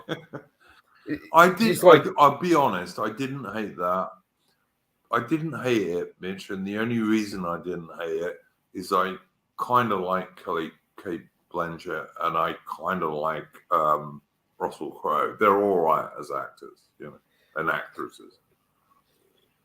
The main scene that comes to mind is like when you have Russell Crowe, he's talking to King John, saying, "Oh, well, empower every man," and all this, and I just felt that was just Ridley Scott trying to infiltrate some sort of liberal egalitarian style argumentation. Yeah, no, it was ridiculous for a guy to say at that time. Yeah. Yeah, it was ridiculous. It was. Yeah, because I read a bit of Magna Carta. It's like some of the and yeah, fair enough. Like, but the thing about Magna Carta, it wasn't egalitarian; it was fair. I think Apostolic Majesty said it the best way. Henry I creates the legal and justice system in a way we have it. Sure, yeah, certain groups have different privileges, but there's a sense of fairness to the system. Like, oh yeah, just because you're a peasant serving Lord Percy in Northumberland doesn't mean your word means bugger all. Like, you are to be treated as a peer of the realm. Like, you are to be treated because you toil the land, and you, and at the end of it, you're an Englishman, so your word still carries weight. It's not just a simple matter of, oh yeah, you're a peasant. It's not like in, let's say, in Poland, for example, where Yeah, totally right. Totally in agree. Poland, like for example, in Poland, right? If a noble accused a peasant of thieving, that noble's word was law. The peasant had no recourse to seek justice. Whereas over here, Yeah, you didn't have. yeah, It's peasant completely was different. fucked. Absolutely, 100%, mate. Yeah, Yeah. So yeah. that's a England that's the wasn't thing. like that. Yeah, totally different, mate. Yeah, you're right. You're right. Yeah. Max Hastings, the only book I've ever read of him is this Falklands War book. But that's the only Falklands War book I've got because I just don't know where I will start in terms of I studying. must have read. I listen. I've read 5 books of Max Hastings at least, and he once gave me, when I was running tours in South Africa around Anglo-Zulu war battlefields, he once gave me a double-page spread in the Telegraph on a Saturday. So back in the day, I used to be reluctant to slag him off, but Aaron Hook is absolutely entirely correct. He makes many mistakes, and most of them are based on a typical modern shit-lib view of the world, which he has. So yeah, like he tried to defend Britain joining World War One, which in my mind, no one on the right should ever try and do, because it was the beginning and the end of the British Empire. But yeah. Now Aaron Hook, who's a member of my Discord and has been on this stream, is entirely correct. I mean, how much of this is a problem, though, for many historians, like just being politically tainted? Like, you got Dan Snow, you've got Niall Ferguson. I mean, Sean McMeekin's all right, because, I was reading his, like, the closest thing he had to a political taint was in his conclusion of his book on the Bolsheviks, where at the end, he was like, oh, well, there are people on the left in America and in Britain trying to really rehabilitate the likes of Lenin and Stalin and so on, to try and say they were good guys and all this. And he just said, as a warning, like, oh yeah, the Bolsheviks were brutal, they were violent, they were not good people, and the left might want to watch who they praise as saints and who they curse as villains. Because Tsar Nikolai, I mean, I used to have a scathing view of him because, well, I used to think he was just a competent ruler. And now I'm reading his books and going, yeah, but it's more like he had his problems, but he had guys like Sergei Witte and Pyotr Stolypin. Unfortunately, Sergei Witte, he had his time and he retired because of whole this of issues. Whereas Pyotr Stolypin, I can't remember, it was like the Mensheviks or the Bolsheviks who assassinated him. But Pyotr Stolypin, I mean, had Russia had someone like him running for another 10 years, first of all, we would have avoided the First World War. Although the Germans do deserve a lot of blame for starting the First World War. Would have been sensible, yeah. Would have been sensible. Well, there wouldn't have been a First World War, Mitch. If Russia had the sense not to get involved in it, I don't think the First World War would even have happened. Because if Russia doesn't get involved, France doesn't get involved. So, and the Kaiser didn't really want a war. You know, he would have happily stood the German army down if he could have. No, the Kaiser, he gave a blank check to the Austrians. The thing was, like, the thing is, the demands that the Austrians gave to the Serbs. Yeah, no, he did. Like, he did. Yeah, absolutely, he did. But the point I'm trying to make is the Kaiser, after he did that, realized, hang on, this is Armageddon coming on. And he then tried to not do it. So if you had had some people in Russia who had been sensible enough to say, no. If the Austrians want to fuck up the Serbs, let them. All right. No, Yeah. that would have been bad. Because, then there would have been no excuse for France to mobilize. And if France doesn't mobilize, nor does Germany. The problem with that is, so for example, 1908, when Austria annexed Bosnia, there were plenty of hotheads within Russia saying go to war. But Tsar Nikolai, advised by Pyotr Stolypin, says no, we're not going to war, because at the end of the day, Russia nearly had a revolution, and Pyotr Stolypin, he said to the Tsar, look, give me 20 years, and Russia will be so economically prosperous that we can go to war forever if we still did like that. And they were industrializing very quickly. Yes, absolutely. Yeah. Yeah, German military planners. I think Schlieffen was the guy who said by 1917 Russia would be too powerful. Like it would be industrially developed enough with the railways that the French were funding and so on. That again, Russia also true, mate. Yeah, absolutely. Yeah, but to be fair, I mean, all Russia had to do in 1914 was not fall for the bait. The problem with that they fell for the bait. They fell for the bait. No, the problem was Tsar Nikolai did not want to go to war, and that was his original instinct. However, there were plenty of people in his court, like Pavel however, the people in his court were the more liberal, the ones who would overthrow him in February Revolution, who they were more liberal, Western files, and they were saying to him, "Oh well, you're already seen as a traitor by sections of your population for not sticking up for the Serbs before, let's say in the Balkan Wars or with Bosnia. So if you don't stick up for the Serbs now, then very few of the population saw the Tsar as a traitor. I don't think. Well, the thing is, these liberal types, I mean, he was a semi-religious. Mitch, you know much more about Russia than I do, but as far as I can work out, in 1914, the Tsar, to most ordinary Russians, was still a semi-religious figure, you know? That was what I was going to say. I was going to say these liberals who are same Mr. Nikolai, they were basically, they were just wanting a war. They're feeding a lot of lies, basically. And also, there was also a lot of people saying, oh, well, the Tsar's wife is seen as a traitor by Russians. The average Russian peasant didn't give a damn where his Tsarina came from. And in fact, Tsarina Alexandra, she came from Hanover, I believe. So she was a granddaughter of Victoria. She hated the House of Hohenzollern because she saw them as having destroyed her original homeland of Hanover. Because, of course, when Prussia took over Germany, they annexed a lot of these northern German principalities, including Hanover. So Tsarina Alexandra, actually, she was not a German spy in Slaughter. She actually hated the Kaiser, but all these liberals didn't give a damn. They just forced the Tsar, emotionally blackmailing him into going to war. And the only guy who could have advised him not to go to war was Rasputin. However, the problem with Rasputin was he was stabbed in the abdomen by someone in Siberia.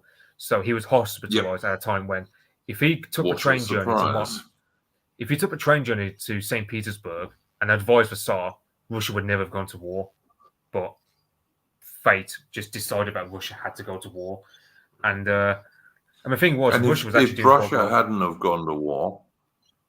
Yeah, absolutely. Yeah. Aaron Hook is telling the truth here in the chat. He's like, the Russian Empire was really rapidly expanding its industry and all that sort of stuff.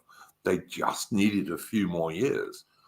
And of course, if Russia had not declared war, then the Kaiser would have had the perfect excuse to say, well, Germany's not going to war in favor of Austria because Austria can fight Serbia on their own, which they perfectly could have, you know? They might win, they might not win, but it wasn't going to cause a European Holocaust, to use a word that is very popular these days, you know? So yeah, without Russia going to war, I think you would have got a Balkan War between Austria and Serbia, and maybe one or two other relatively minor powers. But France wouldn't have come in. Yep. And of course, Germany wouldn't have gone through Belgium, so there's no chance Britain would have come in. And it would have just been another local war. And, you know, the Balkans had wars every 3 or 4 years, pretty much, in those days. Yeah, it's like the thing about because the thing about what was I going to say? Because the thing about Tsar Nikolai was, yeah, he had some really capable men around him. However, when Pyotr Stolypin was assassinated in 1911, that was kind of like the beginning of the end for the Soviet system because I mean, Sergei Witte had retired. Pyotr Stolypin, because one of the things that Pyotr Stolypin did was he because he took a leaf from our book here in England where he gave the peasants a fair hearing, like he gave what would be the word? Basically, he's changed the system so that peasants could easily rise up a hierarchy. Like if you were a peasant being very good at administration, you could easily climb up a hierarchy. So he gave the peasantry a fair chance of success, same as how the average English peasant in 1400 had an equal chance of success as any other because, well, the system rewarded success. Because they've been, Mitch, I'm right, I think, in saying that the serfs had been freed by that stage, hadn't they? Yeah, and I mean that like the only reason that didn't materialize into massive changes overnight was because well, Tsar Alexander the Liberator, he did that and he brought in what was called the Zemstvo. The Zemstvo is basically like I can't think, but you think of like the average English shire, you kind of have like a council of like farmers. I can't. I'm trying to think of an institution of that caliber over here. But yeah, essentially, you'd have like these local regional units. They'd administer the harvest. They would make economic decisions. So people was decentralized along economic lines. So then the peasant had more say on their own future. Now that was doing all right, and Tsar Nikolai actually brought back that system after 1905. And by all rights, between 1905 up to 1914, Russian economy was growing like 8 to 10% per year, and then World War One happened. So yeah, but also the thing about yeah, that's the main tragedy you had in Russia was I think another thing was people think the Russians were poor in World War One. Against the Germans weren't doing. I mean, in the initial stages, and the Russian mobilization was actually a lot swifter than people thought because within like a couple of weeks of the war, the Russians sent an army into Eastern Prussia and actually beat a German army at Gumbinnen. But then Tannenberg happened because the two Russian generals in the area, Yeah, I know Samsonov, that you can even find Mitch. You can even find film on YouTube or like contemporary film of Germans fleeing from the Russian army. Yeah, absolutely. Yeah, so the Russians weren't actually as bad in World War One as popular history dictates, because of course the historic, like if you ever taught about the Bolshevik, like about Tsar Nikolai in our Western curriculum, over it's always, oh, Tsar Nikolai was incompetent, he was a terrible ruler, and his entire system was corrupt, blah blah blah. And I'm thinking, no, he actually was doing all right. It was just but in the case of Tannenberg, there were personal enmities between the generals. So that's why the battle, but even meant it wasn't catastrophic as people love to say it was. The Russians were still doing quite well. I mean, they had the Brusilov offensive. That was quite successful. There was a lot of optimism. Mitch, to talk about something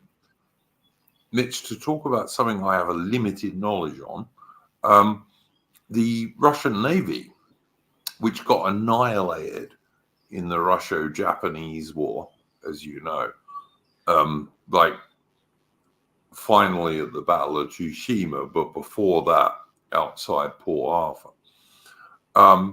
The Russian Navy by 1914 had worked up a really good system where Kolchak was one one of the ship main guys who helped. could coordinate the firing of 2 or 3 other battleships. And so in World War One, German dreadnoughts, which apart from the British ones were the best dreadnoughts in the world at the time, German dreadnoughts were defeated sometimes by Russian pre-dreadnoughts because they had this firing system that allowed one ship to coordinate the fire of 3 ships onto the German enemy, which really shocked the German Navy. So so what you're saying is entirely true. Like, Russia was nowhere near as backward as some people think it was. Yeah, and that's Kolchak was a main guy who orchestrated the naval reforms, and a very competent guy. It's a pity that he was killed off by the Bolsheviks because but like he was a damn good admiral for what the Russians had. So that's and it's like I remember reading Sean McMeekin's book. He said so up until the February Revolution, the average Russian soldier was very optimistic that they would beat the Germans by end of 1917 because industry was working damn good. The supplies, like the logistical side, was getting a lot better. Like the average Russian soldier was actually getting decent food. But Tsar and his system was actually working all right. And then Kerensky and his lot come in. They get rid of a Tsar, and that just demoralizes the Russian army immensely. Especially when you factor that the Germans, by giving money to the Bolsheviks, enabled said Bolsheviks to run up printing presses in Petrograd and poison the army to a point where Lenin actually Bolshevizes the army. And so when he makes his move in October Revolution, the army just lets him do it because, of course, you have the Kornilov affair, which Kerensky was a complete retard. I mean, even when you have the July days where he had all the evidence he required to take down the Bolsheviks, but Kerensky just screwed it all up. So the Bolsheviks weren't taken down, and Kerensky just fumbled the ball. 100%. Like you do look at this period of like Russian history, and you go, yeah, it's just folly. Like it's just tragedy upon tragedy. Largely because of a war, which should never just happen. want to answer Davey Mitch. I just want to answer Davey 1602 in the chat, who says what we were talking about is that a precursor to their rocket barrages. The thing was that the Russian army was known as an artillery army going back like a long time. Like even in the Napoleonic Wars, go back to Napoleon trying to take the Russian positions of Borodino in 1812. The Russian army always had very strong artillery. In World War II, if you read German accounts of fighting the Soviets in World War II, the thing they go on about all the time is the Russian artillery. And today in Ukraine, the thing that is killing the Ukrainian soldiers in very, very large numbers is Russian artillery, whether it be tube artillery or rocket artillery. The Russian army has a very long tradition of being very powerful in artillery terms. And since World War One, I beg your pardon, since World War One, the major killer of enemy soldiers in every war between near-peer enemies has been artillery. Always. It wasn't machine guns that killed people in World War One. Everyone thinks it was machine guns. No, it wasn't. It was artillery. That's what killed most of the guys in World War One. And the Russian army has this really long tradition going back at least into the late 18th century of being very, very powerful artillery in terms of their army. And again, you see it every day in Ukraine now. Yeah, I think as the running so the Russian, army. that Russian With their, tradition comes from with their artillery, including their rocket artillery. yeah, the thing about that Russian artillery tradition, it goes back Sorry, to Mitch, carry on, mate. Suvorov from the reign of Catherine the Great. So that's like late 18th century.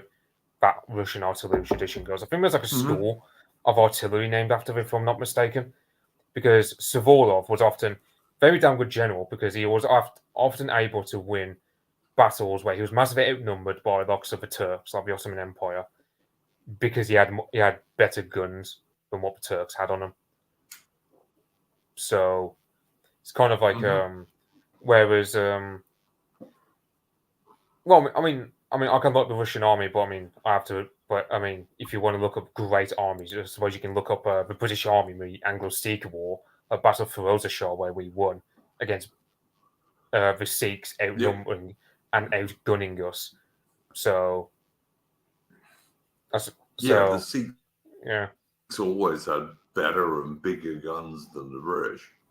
Always. Yeah, I believe I had French and American. But yeah, the Russians engineers have with them this as well. long history of very powerful artillery. Yes, well, that's. I mean, whereas our who was it? I think it was in the 7 Years' War. I can't remember who said it best. Because that's basically our military doctrine, which is the British Army is to be a projectile fired by the Royal Navy. I can't remember who said that. I remember it because I used to play Absolutely Empire right. Total War. Yep. Yeah, that was Admiral Fisher. Oh, It I was thought it was Admiral Fisher that said that. Oh, I thought it was like 7 Years' War. Someone said that. I didn't think it was Admiral Fisher from First World War. War. It was Admiral Jackie Fisher who said that. The British Army is a projectile that should be fired by the Royal Navy. Absolutely right. Yeah, that's pretty much our military doctrine in a nutshell. And that was Admiral Jackie Fisher. Yeah. Yeah. But the Russian deal, because Russia, of course, is mostly a land power, was we're just going to, I don't know, barrage you into little smithereens with a load of artillery. And you know, someone in the chat talked about the Nebelwerfer, which was a German rocket mortar weapon. But of course, the big thing in World War II was the Stalin organ, as the Germans called it, which was a missile truck, basically. And the Russians have built better and better and better versions of those ever since World War II, you know, which are just killing huge numbers of Ukrainian soldiers, which is why Ukraine is losing that war so badly at the moment, because they're just running out of reserves. Because any military, most people die in a peer-on-peer war or a near-peer war, not like these wars that Britain and America have fought in Afghanistan and Iraq, where the enemy had almost no artillery. But in a peer-on-peer conflict or near-peer, it's artillery that kills you. You know, we were talking about Tolkien at the beginning of this stream. And most guys in World War One, whether they were Brits or French or Germans or whatever, they were killed by the artillery, not machine guns. People think it's machine guns. It wasn't. It was the artillery that killed them. And trenches were a defense against the artillery, as they are in the Russia-Ukraine war, which Russia is decisively winning at the moment. Unless anyone's stupid enough not to see this. I mean, you know. But yeah, I don't know, Mitch. We've been trying to tell people this for the past 2 years. Maybe they'll even start to get us now. You never know. Yeah, it's I mean, in the meantime, people talking about pubs in which, I mean, I suppose what I suppose we'll see what Nigel Farage says about this, because I mean, this is one good attack vector for him to barrage against Starmer on this. And JFC Fuller, I mean, I know he's like he supported the BUF back in the 1930s because he's the one who created. Because this is the thing, like people think Blitzkrieg was invented by the Germans. No, it wasn't. The original idea was JFC Fuller. Like he created the idea because he looked at the Battle of was it Beersheba Yep, or Megiddo, 100%. where it was literally just maneuver warfare, Cambrai. cavalry, tanks, Cambrai. airplanes. Cambrai. I thought it was Mitch, no. I was it thinking was of Cambrai that he mainly looked. I thought it was Batman. Yeah, but anyway, He did yes, look at Beersheba. No, he did look at Beersheba, but the big tank battle he looked at was Cambrai, which was just a little bit later than that. But yeah. Yeah, so that's where he got his idea for maneuver warfare with heavy use of tanks, with the infantry to catch up and so on. I remember reading one time where he visited Germany, and apparently he was bursting with pride seeing all these German panzer tanks in 1939. This was before World War II broke out, of course. But he said like, Yep. but he said like, Guderian, the German Guderian. general Guderian was a big fan. Yeah, apparently Guderian actually translated his he was a big fan. Yeah, Guderian actually translated his books, I believe. Like such was esteem that JFC Fuller enjoyed. I think he did at least one. Yeah, he did. Yeah, I think. Yeah, so yes, I think he did. And one time in a military parade in I think it was like April 1939, I believe it was. JFC Fuller was invited into Germany to observe a Panzer parade in Berlin. Apparently, he was so proud because apparently he even got he was seated not far from Mustache Man himself, actually at one of these parades, and well, right, yeah, he was very not the Austrian receptive. painter, surely. Yeah. Yeah. No. Many of the Blitzkrieg ideas were British, although you also have to say that the Germans had always had this idea of maneuver warfare. Like going back to 1870, they did have that, and they incorporated tanks into it. So it's not totally true, but there is some truth to it. You know what I mean? Yeah, it's like what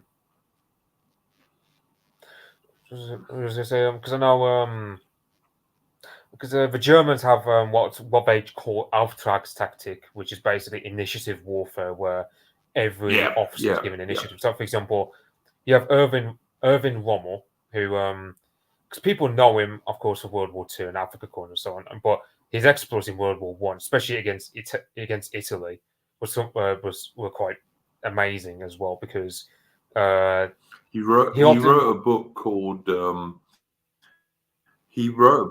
Infantry in the Attack, Mitch.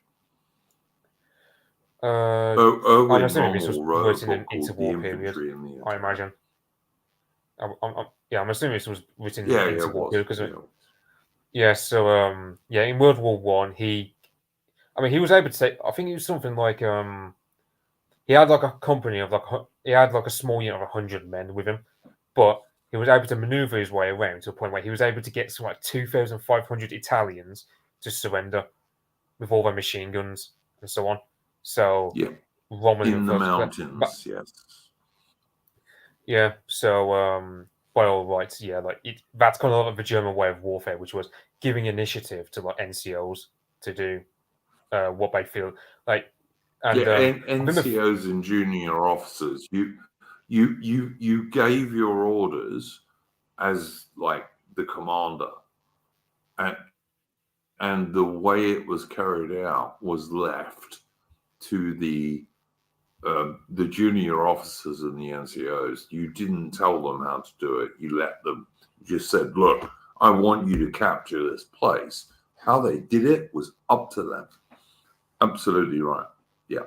Yeah. And I know, like, the it finish was like off. something like Verbagen's Krieg or something like that. Yeah, yeah. Yeah, it's like and another Finnish army in World War II was also the same because, of course, Mannerheim and all these lot, they were trained by well, I mean, Mannerheim was in the Russian army, but you had a lot of Finnish officers in the Winter War who they served in the Jaegers, who were basically German trained, and that's why the Finnish was so damn successful in the Yeah. Winter War. And the Jaegers, for anyone in the chat, were literally hunters, but they were kind of the equivalent of British rifles, that kind of stuff. You know? Like the rifle brigade, you know. Yeah, they'd be more like the Connacht Rangers, I imagine, or Rupert's Land Rangers in terms of how they carry themselves, like very sort of dependent on well, fighting in the yeah, wilderness. Jaegers. Well, the Jaegers are what the German. I think that in Germany it's literally like hunters, kind of. Yeah, But they Jaegers, were the hunting, yeah. equivalent of like, you know, the Rifle Brigade or the King's Royal Rifle Corps, that kind of stuff. The guys who used to wear green, where everyone else used to wear red coats, you know, they were kind of that German equivalent. Yeah, Adam is asking, was Adam there is sequel of asking, was he a Germanophile? I don't think he was particularly, but I'm presuming he's talking about Boney Fuller. But yeah, I don't think he was particularly, but the Germans certainly took on board some of his tank tactics, for sure. I think he wrote something in mid 1939 after he returned from his trip observing military posts, where he basically wrote, I think it was like one was a Daily Mail. He wrote some long text where he said, "Oh yeah, he wanted something like National Socialism for Britain because he said like a very efficient system and so on." And because by the 1930s he had a disdain for democracy because when he presented his ideas about maneuver warfare with tanks and so on in the 1920s, he was laughed at, and none of the politicians would bother listening to him. So after that point, he just felt because he was ignored and so on, he graduated to a more fascistic that makes sort sense. of politics, and that's why he supported the BUF Yeah. under Mosley, I believe. So. Oh, did he? Okay, I didn't know that, but fair enough. Yeah. Fair enough. Yeah, I mean, Davey 1602 is saying, "I love Sharp." No, mate. The Sharp books by Bernard Cornwell are all right, but there's a lot of mistakes in them historically. But I know I'm I not don't a big fan of those. that's But a yeah, decent they're all right. They're not terrible, Yeah, but you know. yeah, but it is a segue to what I was going to say.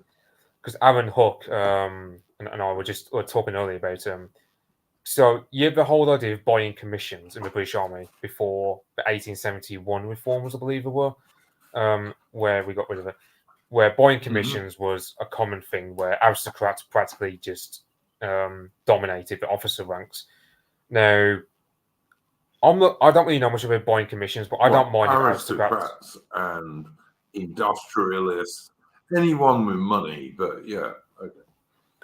Well, I mean, I don't mind aristocrats monopolizing the officer ranks. Well, not perhaps monopolizing, but at least being fair in terms. But like, if I don't mind if they have a premier spot in terms of the officer ranks, because I mean, you take the House of Percy, as we were discussing earlier, they've got a long lineage of warriors and knights and so on. I don't mind the House of Percy if they have a premier no spot problem with in one the of officer those ranks. guys being an officer. Yeah, because it's like because it's the same premise as monarchy, which is, you know, if you've got a long lineage in your family of being skilled at a particular occupation, like soldier, for example, then yeah, you should be generally given a premier spot. But what, of course, I mean, I imagine with the officer commission, it wasn't literally just you pay £1,000 and you became a general straight off. You'd also have some examinations. No, you didn't. Confirm that you're good. No. You had to serve in ranks a certain number of years before you could purchase a commission to the next rank. No. It wasn't. No, you could not make yourself a general straight away. Impossible. Yeah, because it's like the general gist. Because people watch the Sharp series, unless with the likes of Simerson and others, and just presume that, oh yeah, you could just have a general who just got into the army and bought his rank for £1,000 on a whim, without having to do any examination or merit test for him. Whereas No, I that don't was think not. that would certainly would not be the case. You couldn't do that. No, Whereas you nowadays, couldn't. yeah, I mean, like as Sir Arthur Wellesley, Sir Arthur Wellesley, who became the Duke of Wellington, was a colonel commanding a regiment in his early 30s. Okay, that was as quick as you could do it, and he joined the army when he was like 18, basically, and had enough money to be able to get his steps.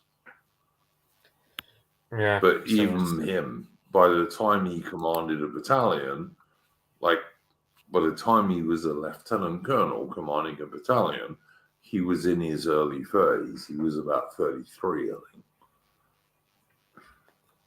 So you couldn't do it overnight, no matter how rich you were. yeah, so there's nothing. Which begs the point: why do we bother getting rid of it then? In terms of buying commissions, if there was no problem with merit in the system, I don't understand then why we got rid I'm of it. not sure because I'm not sure, Mitch, because even at the time, 20% of officers were still promoted from non-commissioned officers. And I don't know about now because I haven't looked at it recently. And the British Army is in such a fucked and shitty situation these days. It's almost impossible to believe how bad it is. But, like, there's like 71,000 British soldiers in the whole world, and far too many of them are women for a start. But if you go back to when Wellington first became a lieutenant colonel, about 20% of British officers were promoted from NCOs. And back in the 1990s, about 20 to 25% of British officers were promoted from NCOs. It hadn't changed much, It really hadn't. So, when you say, why did they get rid of it? I ain't sure, to be honest. If I'm really honest. It didn't make much difference to the way the officer corps was constituted, Yeah, I'm assuming Aaron Hook's comment is also what it says you had to have a reference from other serving officers in order to boost your way up the ranks as well, because that's just Yeah, that always was true. Yeah.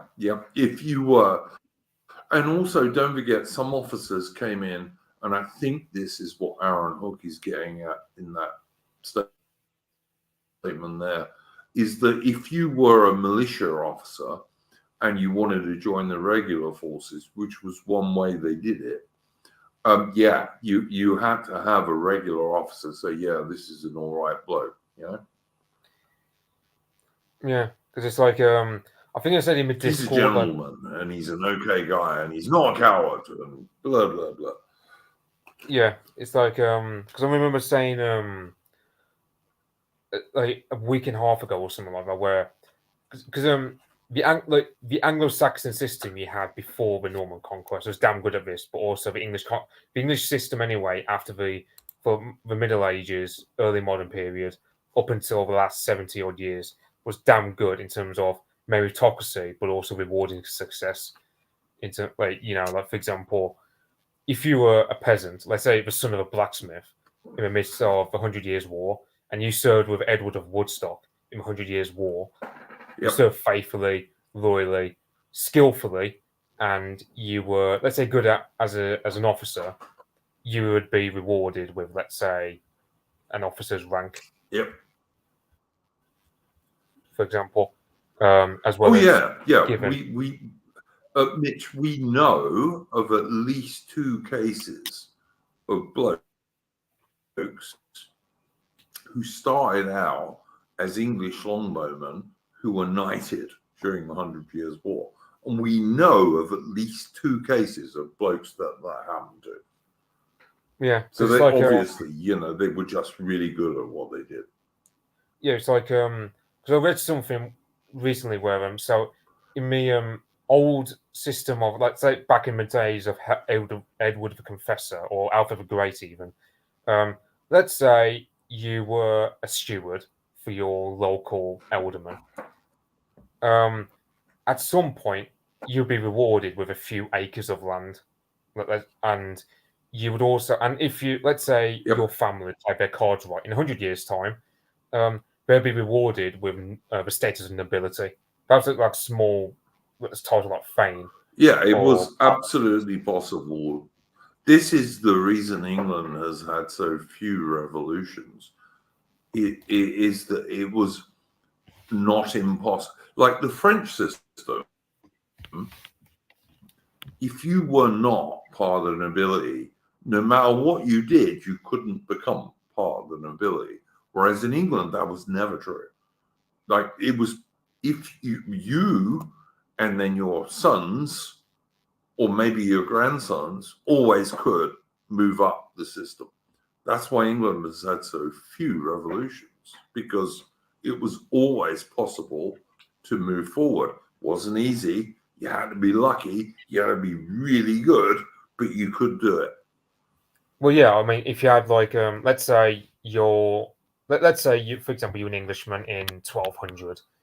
Okay, well, let's say you had to have a lord who was able to recognize success when he saw it, and have a good sense of recommending you. I mean, I don't know if he'd be the power up to the duke, or would it be the king who would empower you to be a knight or to be given? No. Depending on the era, in the medieval period, a duke could absolutely knight someone who wasn't a knight. He could. Yeah, because you can.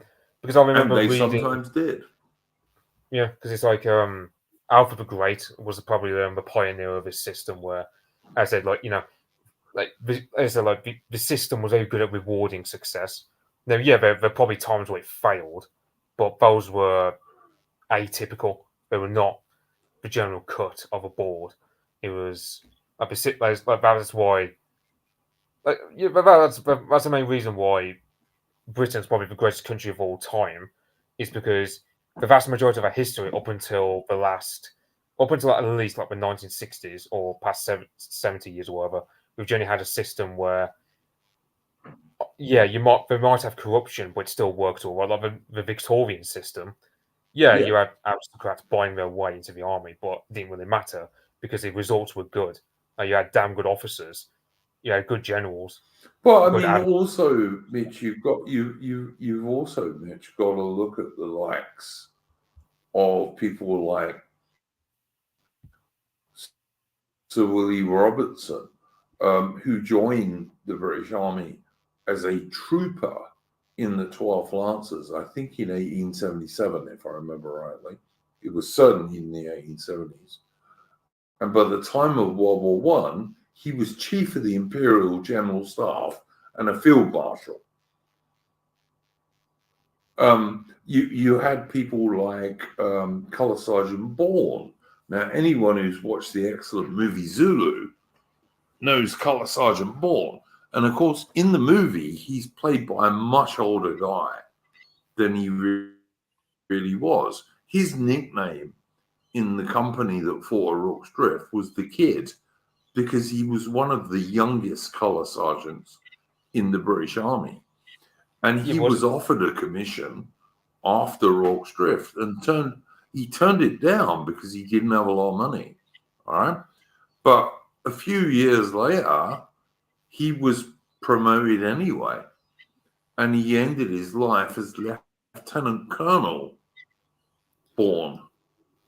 Another guy, Fighting Mac, Sir Hector MacDonald, joined a Highland regiment in the 1870s as a private, ended up as a brigadier general, absolutely saved General Kitchener's bacon at Khartoum when Kitchener had allowed his forces to get split up all over the place because he thought he had defeated the dervish attacks. And the biggest dervish attack then came in, and MacDonald had to maneuver his Sudanese brigade to first of all fire off one attack and then another attack. It was always possible if you were very skilled, very brave, and very lucky to get promotion in the British Army. It was always possible. And it was much easier, by the way, in the Royal Navy.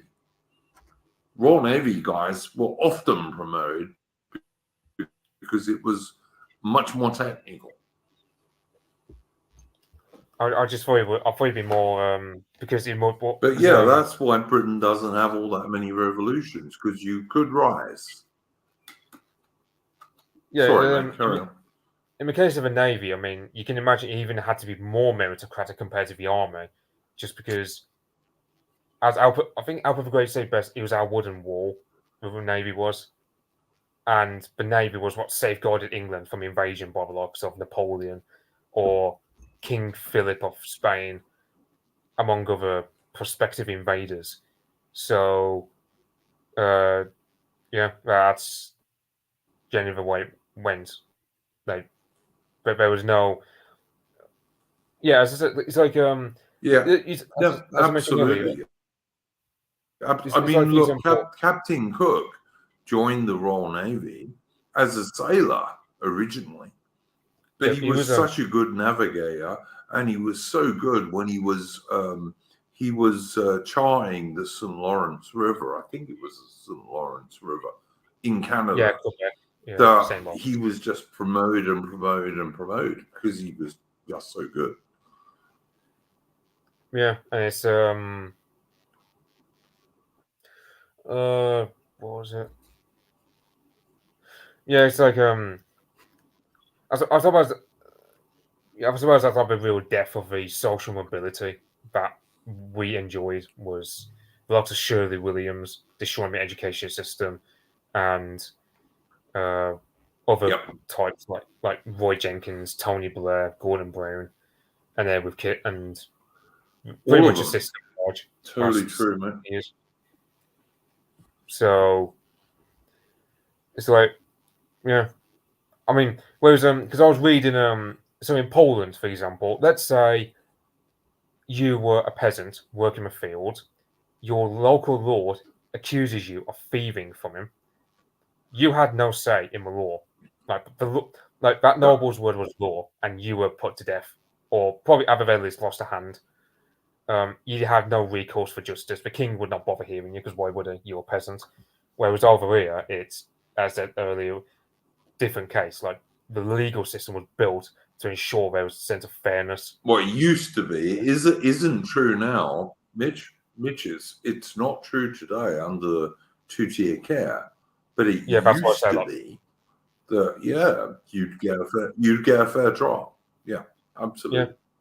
So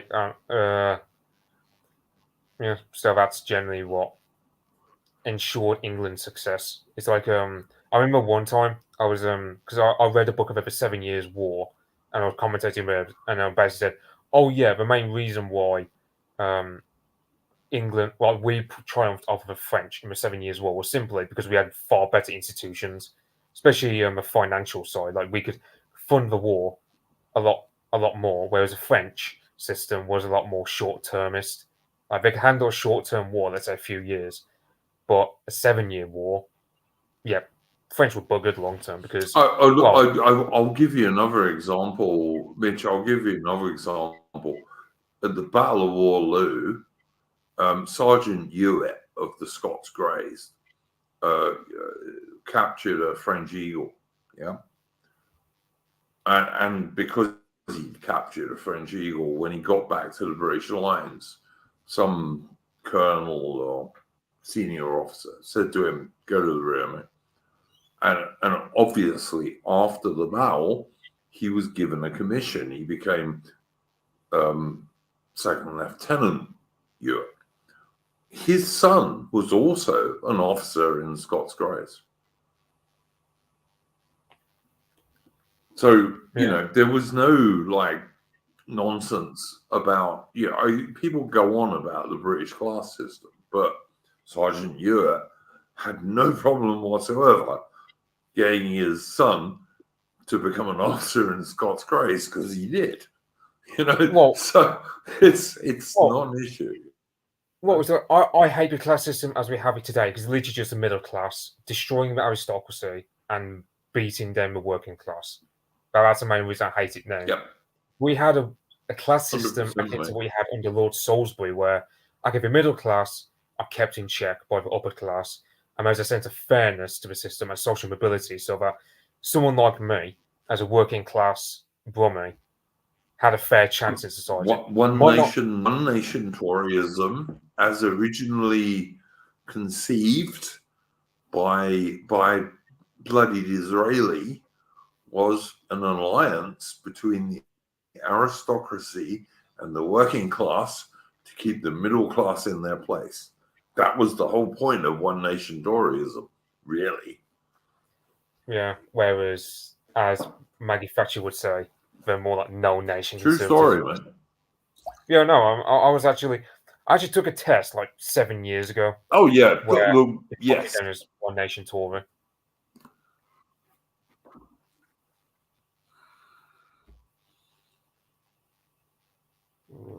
Sorry, mate. Carry on. I was going to say, I took a test back in 2019, if I remember correctly, where I got put down as one nation Tory, basically, because that's just pretty much my view, which was you need an alliance of the upper, either aristocracy and the working class to keep the middle class in check. Otherwise, you got what we have now, where someone like Keir Starmer holds the reins of power. So, the ultimate middle class cunt, basically. But yeah, excuse my lingo, but yeah, the ultimate, because Starmer is the ultimate middle class cunt. And yeah, I agree, man. Totally agree. Yeah. So, as Davey 1602 would say, this country is not built for bloated bureaucracy like you expect on a continent with Germany or France. We're meant to be a lot more entrepreneurial, free-willed, not so choked down hard by the state. Our true soul more. Totally agree. Is it AJ? I think AJP Taylor actually said this, where before, in 1914, for example, there were remarkably few times where the average Englishman actually interacted with the state. Perhaps with a post office push. But aside from that, the Englishman largely didn't really notice the state over his head. So I'll go back to that. There were no gun laws. There were almost no gun laws in Britain. If you wanted to own a rifle or a shotgun or a pistol, no one gave a shit in England. There were very, very few things. As you say, Mitch, the post office was about the closest most British people came to interacting with the state. And of course, they had a local cop, but, he was a local cop. So, yeah, it's wasn't too officious because he lived in the community, Yeah. He's like, have you got lost? Yeah, I mean, I remember one time I was on holiday, right? I was because I've said in my Discord I wanted to take up. I was floating the idea of learning how to fish, and I only realized on holiday you have to actually have a license to fish, and I'm something that is some of the stupidest stuff I've ever heard in my life. Needing a license to go fishing. So fishing is something which is to me, what as an Englishman, it's like to say, we're a bloody island and we have to have a license to fish in our own waters. And I'm thinking, how do we? It's just an excuse to give the government a few more quid, mate. Yeah. It's just an excuse to give the government a few more quid. That's all it is. Yeah, it's like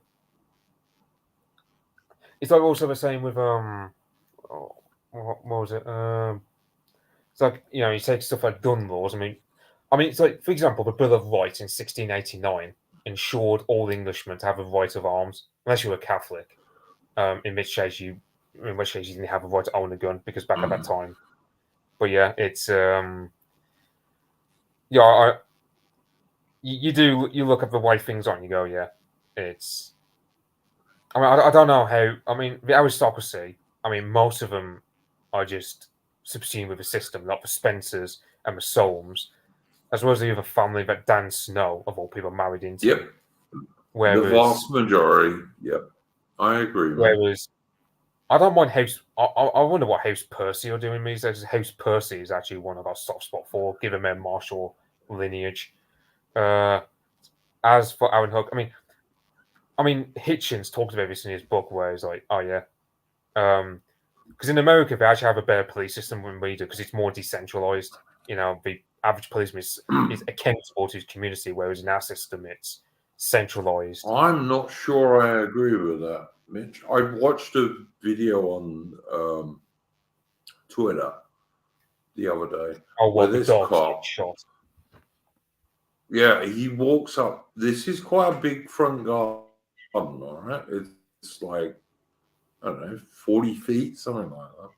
Because American houses tend to be bigger than British houses. And this wank gets out of his house, and the dog is way back near the house. And for some reason, tells these people to put your dog on a lead. Now, the dog does what all good dogs do with people who are threatening their humans. He runs to the front wall, and the cop just murders him, basically. And if that cop is not sacked, I'm sorry. And there's like a little boy and two little girls in the garden. I'm sorry, it's just disgusting. It's just disgusting. The guy didn't even need to get out of his fucking police car. It's crap. I hate people like that, man. So is America better? I don't know about that. I mean, sometimes well, I mean, not. Yeah. Well, the thing about America is they've got the town sheriff, which is a lot more decentralized. And I personally go more to a system If like he's that. a good guy. If he's a good guy, yeah. Yeah. Well, I mean, the police. I mean, If preferably he's a what you good want. guy, I agree with you. Yeah. Well, yeah, I mean, well, that's the whole thing. Like, if a system's more decentralized to a community basis. So, for example, let's say a village gets to choose who's their choose between a few candidates. Something like that over what we have now, where all the police we have are centrally appointed by the likes of what's his name, Mark Rowley, something like that, in charge of Met Police. Guys like him. Well, yeah, no, I'd get rid of all those scum. They're all deeply infected with common purpose or whatever it's called. But yeah, absolutely right. Yeah, I totally agree. Voltan, who is an asshole, I know, is saying you get hung for hunting game for a while. No, very few Englishmen got hung for hunting game, mate. I'm sorry. They just didn't. It's crap. So piss off with your lefty shit, all right? Yeah, I saw that, baby. It was horrible. Mitch, any final thing you want to bring up? We've been going for almost 2.5 hours. I mean, the only thing I'm going to do is watch here for what Farage is going to do because I mean, fair enough, he's already responded to all this pub. Possibly, yeah, Farage is our only hope. I'd say Farage is our only hope electorally. If you don't vote Farage at the next general election, you're a cunt, mate. I'm sorry, everyone. He's our only possible hope. If he doesn't work, then we really are fucked, and I'm going to get blackballed. I mean, I wouldn't say. What I would say is look, don't put too much on him because you don't set yourself up a disappointment. Because what happens if, let's say, he gets into power and he doesn't do enough, for argument's sake? Look, That's Mitch, what I would he say. said mass immigration must end now. So long as he sticks to that, so long as he sticks to that. If he doesn't, then I will change. Vote for Farage, vote. But yeah, he's got to stick to it, mate. He's got to, because there isn't anyone else. You know, there just isn't. Right. But my point is, do not set yourself up for disappointment. That's what I was saying. Like, fair enough, I'll vote for Farage. I'll probably join Reform by New Year's Eve, depending on how this conference goes, as well as how he responds to other stuff that Starmer's going to do in the future. But the fact remains, I'm not going to set myself up for disappointment because that's what I did in the general election in my local area. I thought Reform were going to win my seat, but no, they didn't. Yeah, They came forward. yeah. That's why I'm not setting myself up for disappointment. No, that makes sense, Mitch. That makes sense. Look, Davey is saying Farage has been quite silent about riots and murders, but they were trying to pin the riots on him, Davey. Did you not notice that? All right? When he had nothing to do with them. The riots were caused by 3 little innocent angel English girls being murdered by a second generation immigrant. That's what caused the riots. But they were trying to blame them on Farage.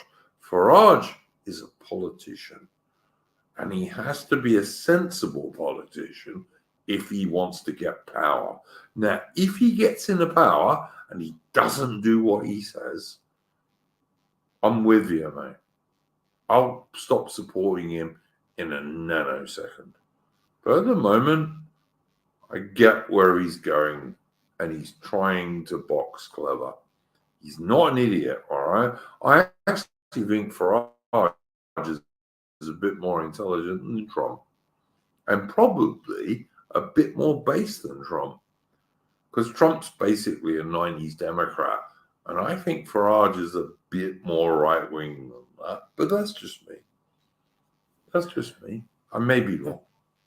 Well, the thing is, right, I mean, Farage, he's I think he's closer to the whole vision of so if he's, let's say Farage was in power, I imagine the size of the state would massively reduce. And to be fair, that's certainly one thing we need to get rid of, a bloated bureaucracy. We need to get rid of all this crap about licensing in order to go fishing in your local pond or whatever. Like, that's one thing I'd support Farage on. He's a lot more of a libertarian. Yeah, there's problems with libertarians, but I mean, I'd say part of the solution in this country, because we've got a lot of, a lot of the right in this country in terms of history has largely been libertarian. I mean, like, you ask your average right winger in this country, what kind of Britain would they want? They want the Britain you had it under Lord Salisbury, which is a lot more libertarian compared to now by a long mile. So.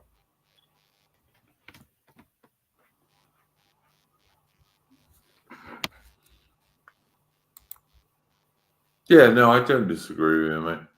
Voltan, hang on. I don't understand that comment. I've just put him in timeout. I know who he is, Mitch. Don't worry. He's a lefty asshole.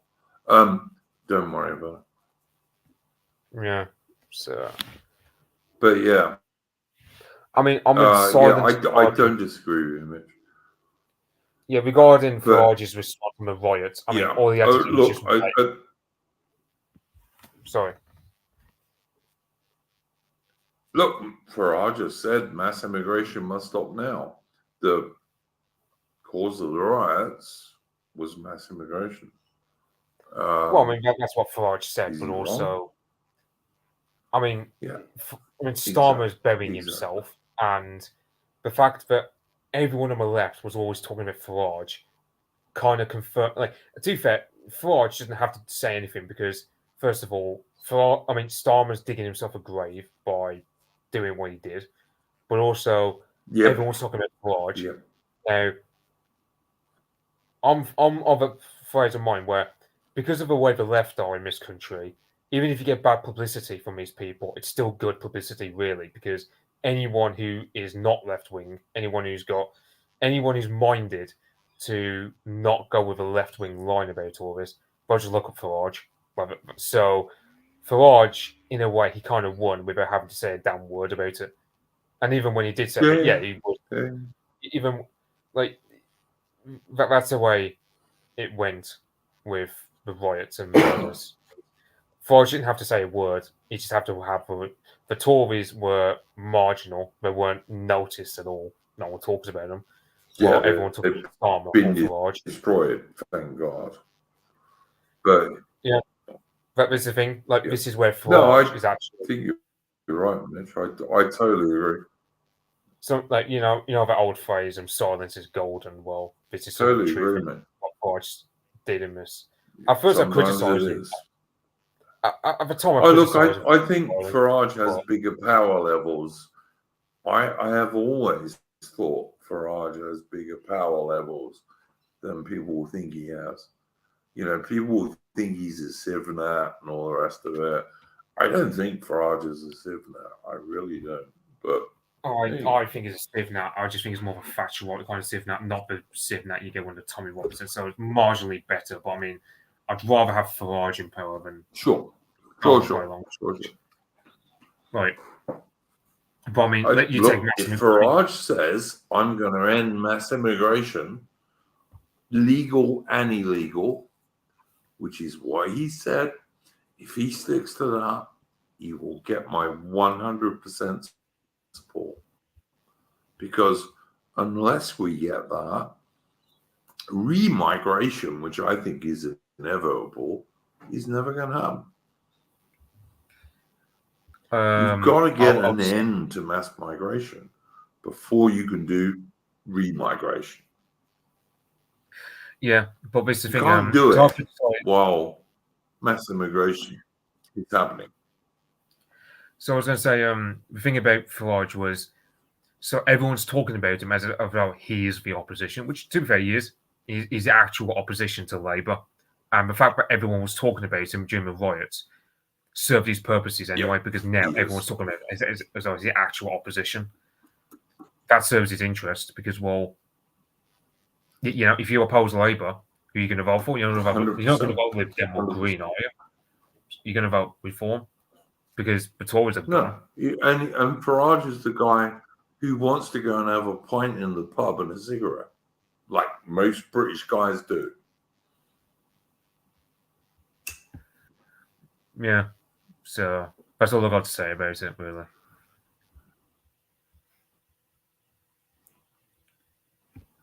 Joining us this evening. Anything you wanted to plug, mate? Nothing from me now. I'll just answer one more thing from Davey once to purging the civil service. He'll have to do it because half of them want him dead. He'll have to do it because he's got no other choice. 100%. I totally agree. No, he's got to purge the civil service. Totally agree. And if he ever wins an election, his first priority must be to purge the British civil service. That's the British deep state. You've got to get rid of them. You have to do it anyway as a necessity because half of them... Most of them must go. Yeah, like literally half of them actually want him dead. Yeah, no, they're evil bastards who hate us. Something. Or they want me and you dead as well, Mitch. But yeah, absolutely. It's like I mean, civil service. I'd want to go. I'd want to be more of Andrew Jackson spoil system. If party wins power, they clean out the civil service and replace them with their followers, and then the next party wins, they do the same. They cleanse out the civil service in their guys. That's probably the best way to go. But yeah. So. Yep, totally agree, mate. Totally agree. Oswald says close down whole departments. Yeah, agreed. And Quang goes, yep, totally agree. I couldn't agree more with what all of you guys are saying. Totally true. That has to be the first priority. If Farage becomes British Prime Minister, that's got to be 100% his priority.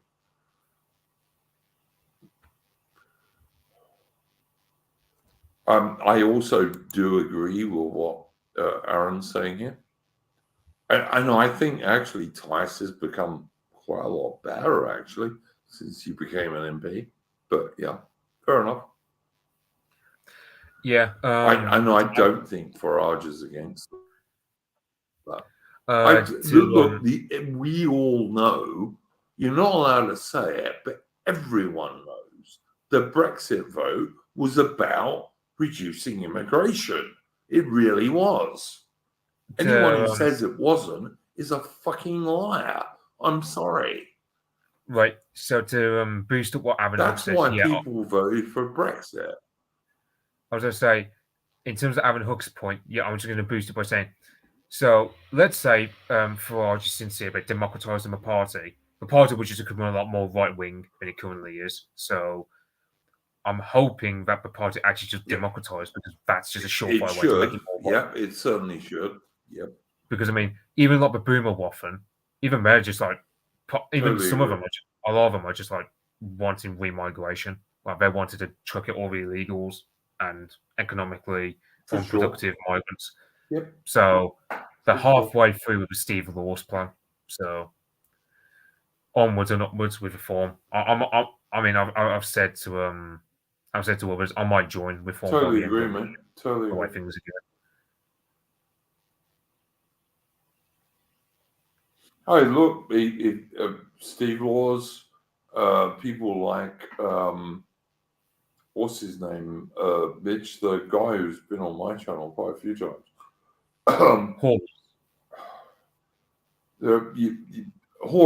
Horace. Steve Laws, Horace, they're right. They are absolutely right. Totally support. You also got believe in everything they say. There's also Bo on the Lotus Eaters, who's done an entire segment of it. Bo, the history dude, the history bro, he's great. Yeah, absolutely right. I follow him on Twitter, and yeah, totally agree with him. He's completely right about this stuff. So is Steve Laws. So is Horace. They're all completely right about this stuff. Remigration is inevitable, and but in order to get that, you have to stop mass immigration first, or it won't work. This is a thing. Like, so Steve Laws and Horvath. I will totally support. I suppose like Steve Laws and Horvath. Yeah, they're the people who push the envelope further, and they do good work in that regard. I don't know what you'd make of their stance, because they're a lot more uncompromising into someone like Farage, because they say, well, look, his chairman is a Muslim guy from that. What's his name? Yeah, I don't like that. I don't like that this guy is chairman of that party, and I've said it many times. What do you want me to do? I've said it many times. I don't like the chairman of the Reform Party. All right. I don't. He wouldn't be chairman of my Reform Party. But I don't know what else I can say apart from that. Yeah, but like you get Steve Laws and Horvath who would argue because you get Steve Laws and Horvath who would argue because Reform have that chairman, that they are not worth supporting, they are not worth churning out any messages for, not worth going out on the streets to help support. Well, who else are you going to support then? Who else are you going to support? Well, I would say Homeland Party. So what would you say? Who else are you going to support? Well, if the Homeland Party become a serious party, get registered, become a serious.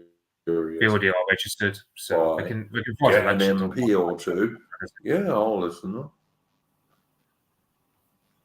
Well, if they do those things, then I'll listen to them. But at the moment, no, because you know what? You and I, Mitch, are not normies. Okay, you and I have been woken up for a long time. That's not most average working class Brits. It's not.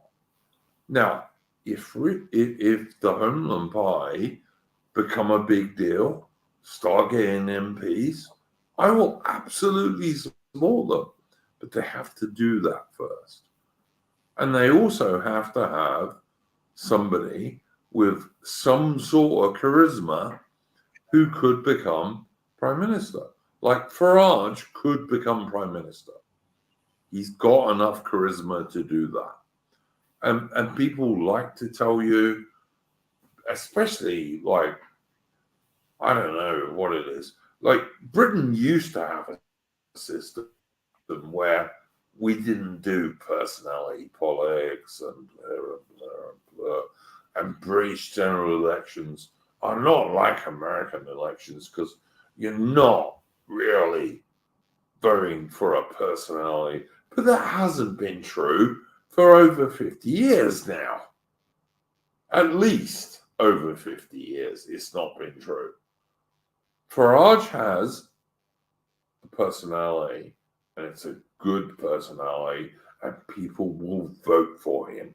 No one, as far as I know, in the Homeland Pie at the moment has that. If they do, I'll reevaluate, but at the moment they don't. And I want mass immigration stopped. Homeland Pie ain't going to do that. Farage says he will. And if he will, then he's going to get my vote. It's as simple as that, basically. No more. No more. You know, brain surgeons and aircraft engineers and all these other people who will stab you in the street. No more of them. Me, I'll vote for Farage. Murph Barron, you're talking shit, mate. I'm sorry. Don't agree with you. But anyway, Mitch, that's my view.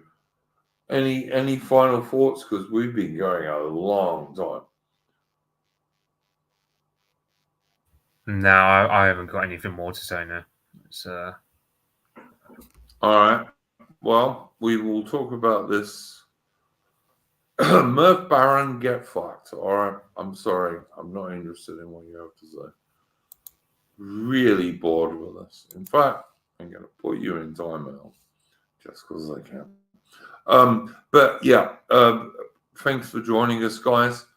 We will be back next week, and hopefully we'll have Atman telling us about the Witten and all the rest of it. And in the meantime, never let the bastards grind you down, because we're British guys. We're not cowards. So go well, mate. And thank you again for Mitch for joining me.